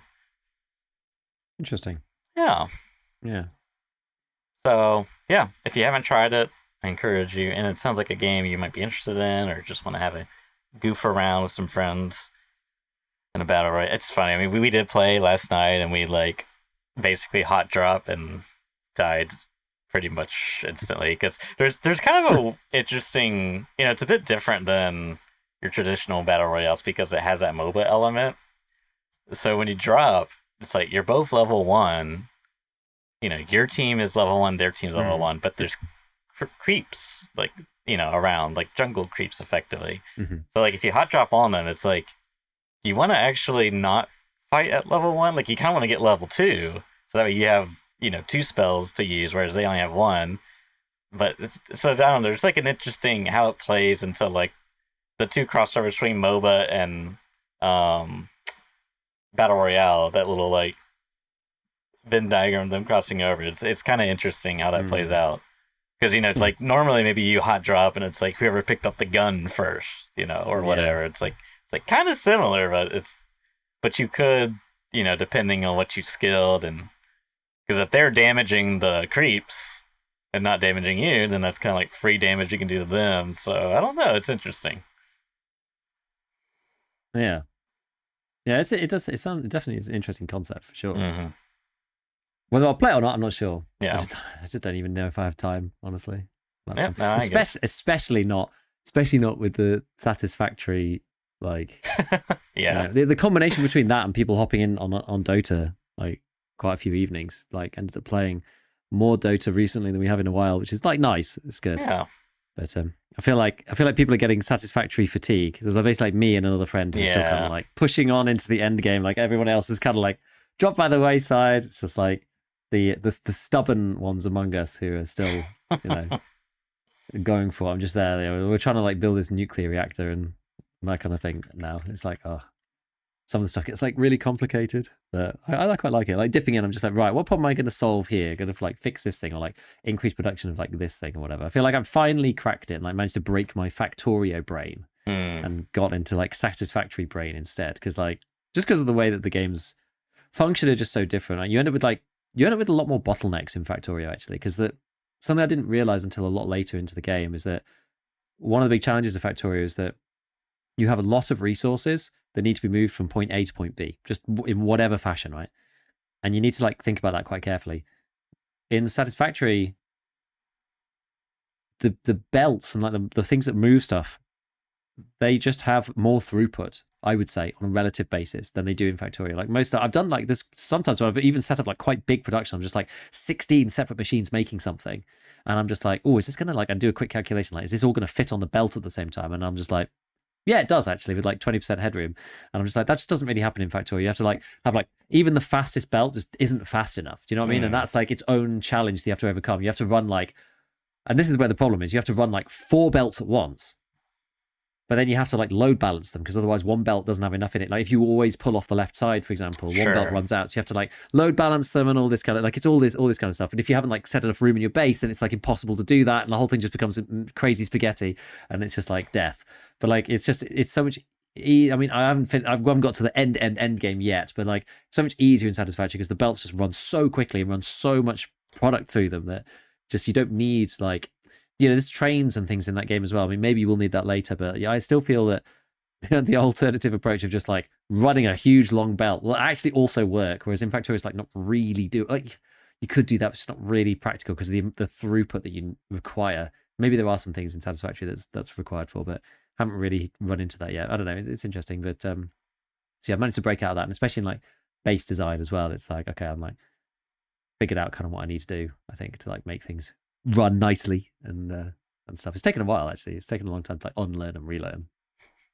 I was curious, I assume this is the case, but like when the server or the game is not running, the world pauses, right? Like your machines don't run over night, so to speak. You can change it so that that's the case or not. Okay, so that's nice to have that option. Yeah, the default is that when there's no players on the server, nothing runs. Okay. That's the default. So I'm actually running the server right now, and it'll just be paused. Okay. So you're running the server, but no one's connected, so it's not running. But no one's connected, so yeah. So it'll just be in stasis or whatever. I thought you were maxing. Like... no. But that's yeah. So that's that. But again, like I don't know. It's just weird. Again, it's just strange, right? It's just like you couldn't do that on Factorio because. Stuff's getting attacked. Right. So the game's like fundamentally just like a lot more stressful. Yes, there's a bit of a countdown timer. Yeah, there's always something you couldn't just leave it, right? You have to like pause it or like go or like someone else has to be there. Like you can play multiplayer. I've never played Factorio multiplayer, but you can. When there's like the space update, which is like literally just about to come out. When that comes out, I may well because hopefully it might coincide with the time that we finish. So when's it actually coming out? I don't remember. Let me have a quick look. Factorio Space release. When's it actually coming? It's like really soon. 21st of October. It's like 3 days time. So I might play it for the fact. I'm not kind of torn actually at this point. I'm just like, should I play it with everybody else, or is that just gonna be annoying? Like Factorio is one of those games where like you kind of want to like do it all yourself, kind of thing, because otherwise if someone comes in and like sets something up, and you're just like, oh, it's all a mess. Like, what have you done? Especially when you're talking about like things that's easy to be peculiar about, like for example, I haven't played V Rising in a bit, but a couple of friends of mine, we had like our own private local server that they were hosting off their machine and base design and like it's like one of my friends, he's just like really bad about like putting stuff in boxes that doesn't go in its dedicated box, and I'm just like it has to go in this box. And then it's like, oh, I want to move this thing. And they're like, oh, I wanted it to look like this. It's like, oh, it's just like, but it's like not my base either. You know what I mean? I'm not like the one who's did all the labor to make the base. So it's fun to like navigating that whole, it's like having roommates actually. That's what it comes down to. Yeah. Actually. Okay, fine. This is your bedroom. You can do whatever you want, but in the living room, we can't have the couch up against the wall. Okay, it has to be 3 inches away. Okay. Yeah, it's pretty much exactly like that. That's the thing. So I'm just like, I don't know. Like after playing, because as I said, I've played like 200 hours of Factorio. I don't know if I could play like nicely with friends at this point. Like it's like I do it in my way. Like I've played on it. It's almost a bit like Tarkov now. I'm like almost scared to play with other people at this point because like I will just shoot them in the head. I've like Yeah. played on my own for so long. It's actually difficult to play with other people. I don't know whether it's going to be like that for Factorio. I think like Satisfactory almost has got a bit more scope for people to do stuff in different places. Whereas like Factorio, like everything kind of happens in one place. Like yeah, you could. It's probably useful later on when people are like able to go out, explore, grab new territories. But early on, I feel like you might be tripping on each other a little bit unless you really do. Unless you're like really careful, you almost need to assign somebody who's kind of like the base architect, and then everybody else gets like a job. Yeah, you almost need that. You need a manager. Someone's got to play the leadership role. Yeah, exactly. And I think we kind of just automatically did that on Satisfactory anyway. Like, we all get on super well. So it's, we kind of just do that. And everyone just sort of like does their own thing in their respective space until somebody else needs to come and like do whatever. And then it's like, okay. But yeah, I don't know. Like, yeah, you all just imagine you all be like kind of on top of each other in Factorio. I'm not sure. Yeah, I think I'm the only one that's actually finished Factorio as well out of my friends. I know like I have a friend who's like played like 3 run-throughs and like never got to the end, just like kind of ran out of steam for it. You have to be kind of like, I don't know, you have to have a certain level of just like stubbornness and it's one of those games that if you just don't do it in the right way, you can just like, it's just not really fixable. You have to kind of delete everything and start again, It's like one of those, it's such a weird game because you unlock the text as you go through. So it's like things that you do at the beginning, you're like, well, this is temporary because I'm going to unlock this tech later. Like once you know what's coming, it makes the game like a million times easier. I can already see things in Satisfactory that are exactly like that, where it's like, oh, I only needed this to unlock the next set of text. It's not like a critical piece because some pieces are used in other things and some pieces aren't. There's like one piece I made like huge quantities of in Satisfactory to like fulfill the thing. I was like, oh, this looks like it's going to be important, and then it ended up like not being. And I'm like, oh, I've got like a whole box full of this stuff and a huge production line that's like making this thing. But it's not, you don't get to see what's coming next until you've like done it. Yeah, I don't know. We'll have to see. We'll have to see whether it's. I guess somebody said, as Axel said in the chat, like maybe just like do a DLC release stream for it. I don't know. Like maybe that could be fun. Stream or something. That could be kind of fun. Because like that's also a bit better. I actually feel like that's a bit better than just like playing like X random game. Like if Delta Force is out for playtest and I'm just like playing it along with everyone else, that's kind of like one thing. But I feel like Factorio because it's like right up my street as well, and like I already know how to play the game. That's actually kind of good. It's kind of a bit like what I do already, right? It's like people come see like someone who's like thought about the game a lot. Like I'm not an expert at Factorio, but like I've played enough that I know what's what, and knowing enough of like how to do various bases, and also like I think in the way that I do, right? And it's like I picked up enough tricks along the way, like look up stuff like how exactly do I do this, or like I'm having some problem, like look it up and like those kind of things. So I think maybe that actually could be kind of cool. So we'll see. We'll see. Yeah, and you mentioned Delta Force. I know they got a demo out. I haven't really played it. And there's a whole heaps of games, from various. I saw one that was like, what was it? World of Ants or something. It had to do with ants in the title, and it kind of looks like Grounded. I don't know if you ever saw that from Fine. Is it Fine Studios, Microsoft? Anyways, it looked really nice, like graphically speaking. And you play as ants, maybe some type of like, probably similar to Factorio and like those types of engineering games, but it's with arachnids or ants or whatever. Prehistoric ants RTS. Yeah, it could be. That anyways, crazy. There's tons of stuff out there. Photorealistic and RTS. Yeah. That's great. Yeah, that's crazy. My wife would laugh actually. My wife would laugh about that because like I've ended up getting obsessed about ants previously because I'm just like they're so cool. They're like they form these whole like patterns and whatever, like society and like no like the crazy thing about ants is that you started me on a rabbit hole here. But the crazy thing about ants is like no individual ant knows what's happening. Really? It's mental. Like there is no control. Like the queen is just there to make babies. Right, like, or it's literally just like birther. 8 different chemical. Yeah, it's like 8 different chemical scents or something. They're mixed in different ways, something like that, and just the whole thing just happens. Like it's insane. It's actually insane, and they're much more like us than we like to admit. In that way, like, do any of us really know what's going on? Like, not really. We just do our job, right? And obviously, there's more of an element of free will in human society, but You know, I don't know. It's just like But it's just is interesting there, how this like, Giga? it's exactly what we always talk about, Church. It's the resulting it's the resulting behavior of a system, but this time we're talking about like an animal system, an ant system, a biological system, or whatever, which is like the result of all of all of these different things, and it's like creates this like hierarchy stuff. It's actually insane. It's actually insane. I need to look this thing up. What's it called? I do really like ants. What's the game called? Let me. I just had it. Let me see, because it was on a. My wife's genuinely going to facepalm when I tell her I've been talking about ants on the podcast. You were like, you didn't subject everyone to Empire of Ants. Empire of Ants. Here it is. Empire of Ants. This sounds like right up my street. I mean, it looks really like graphically Conquer speaking. the enemy nest and lead your colony through the perils of the forest and the groundbreaking RTS. This sounds so good. Release date's just around the corner too, so November 7th. If you try this and like it, maybe you could inform me tell me more about ants and birthing. Empire of the ants. And RTS as well. It's Unreal 5. Unreal 5. Okay. That's why it looks so good.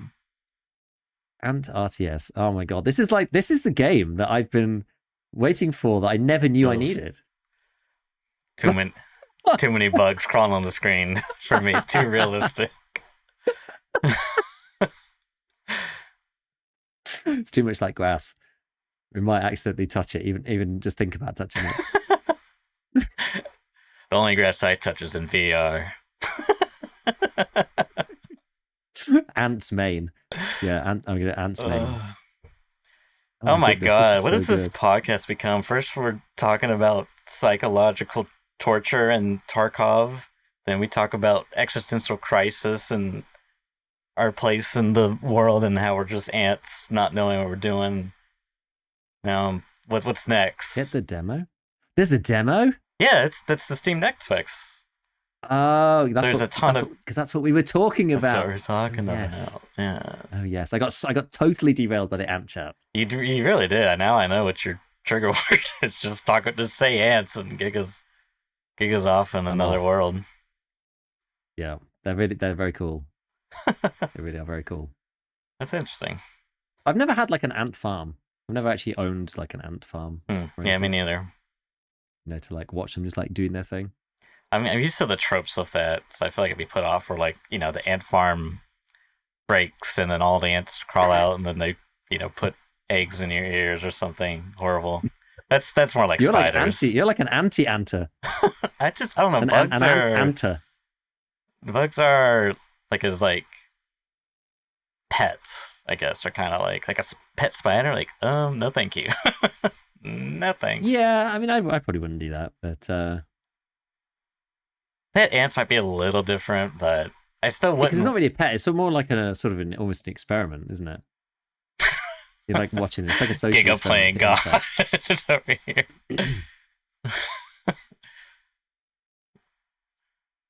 Yes, let's experiment on these ants, see how they behave under these conditions.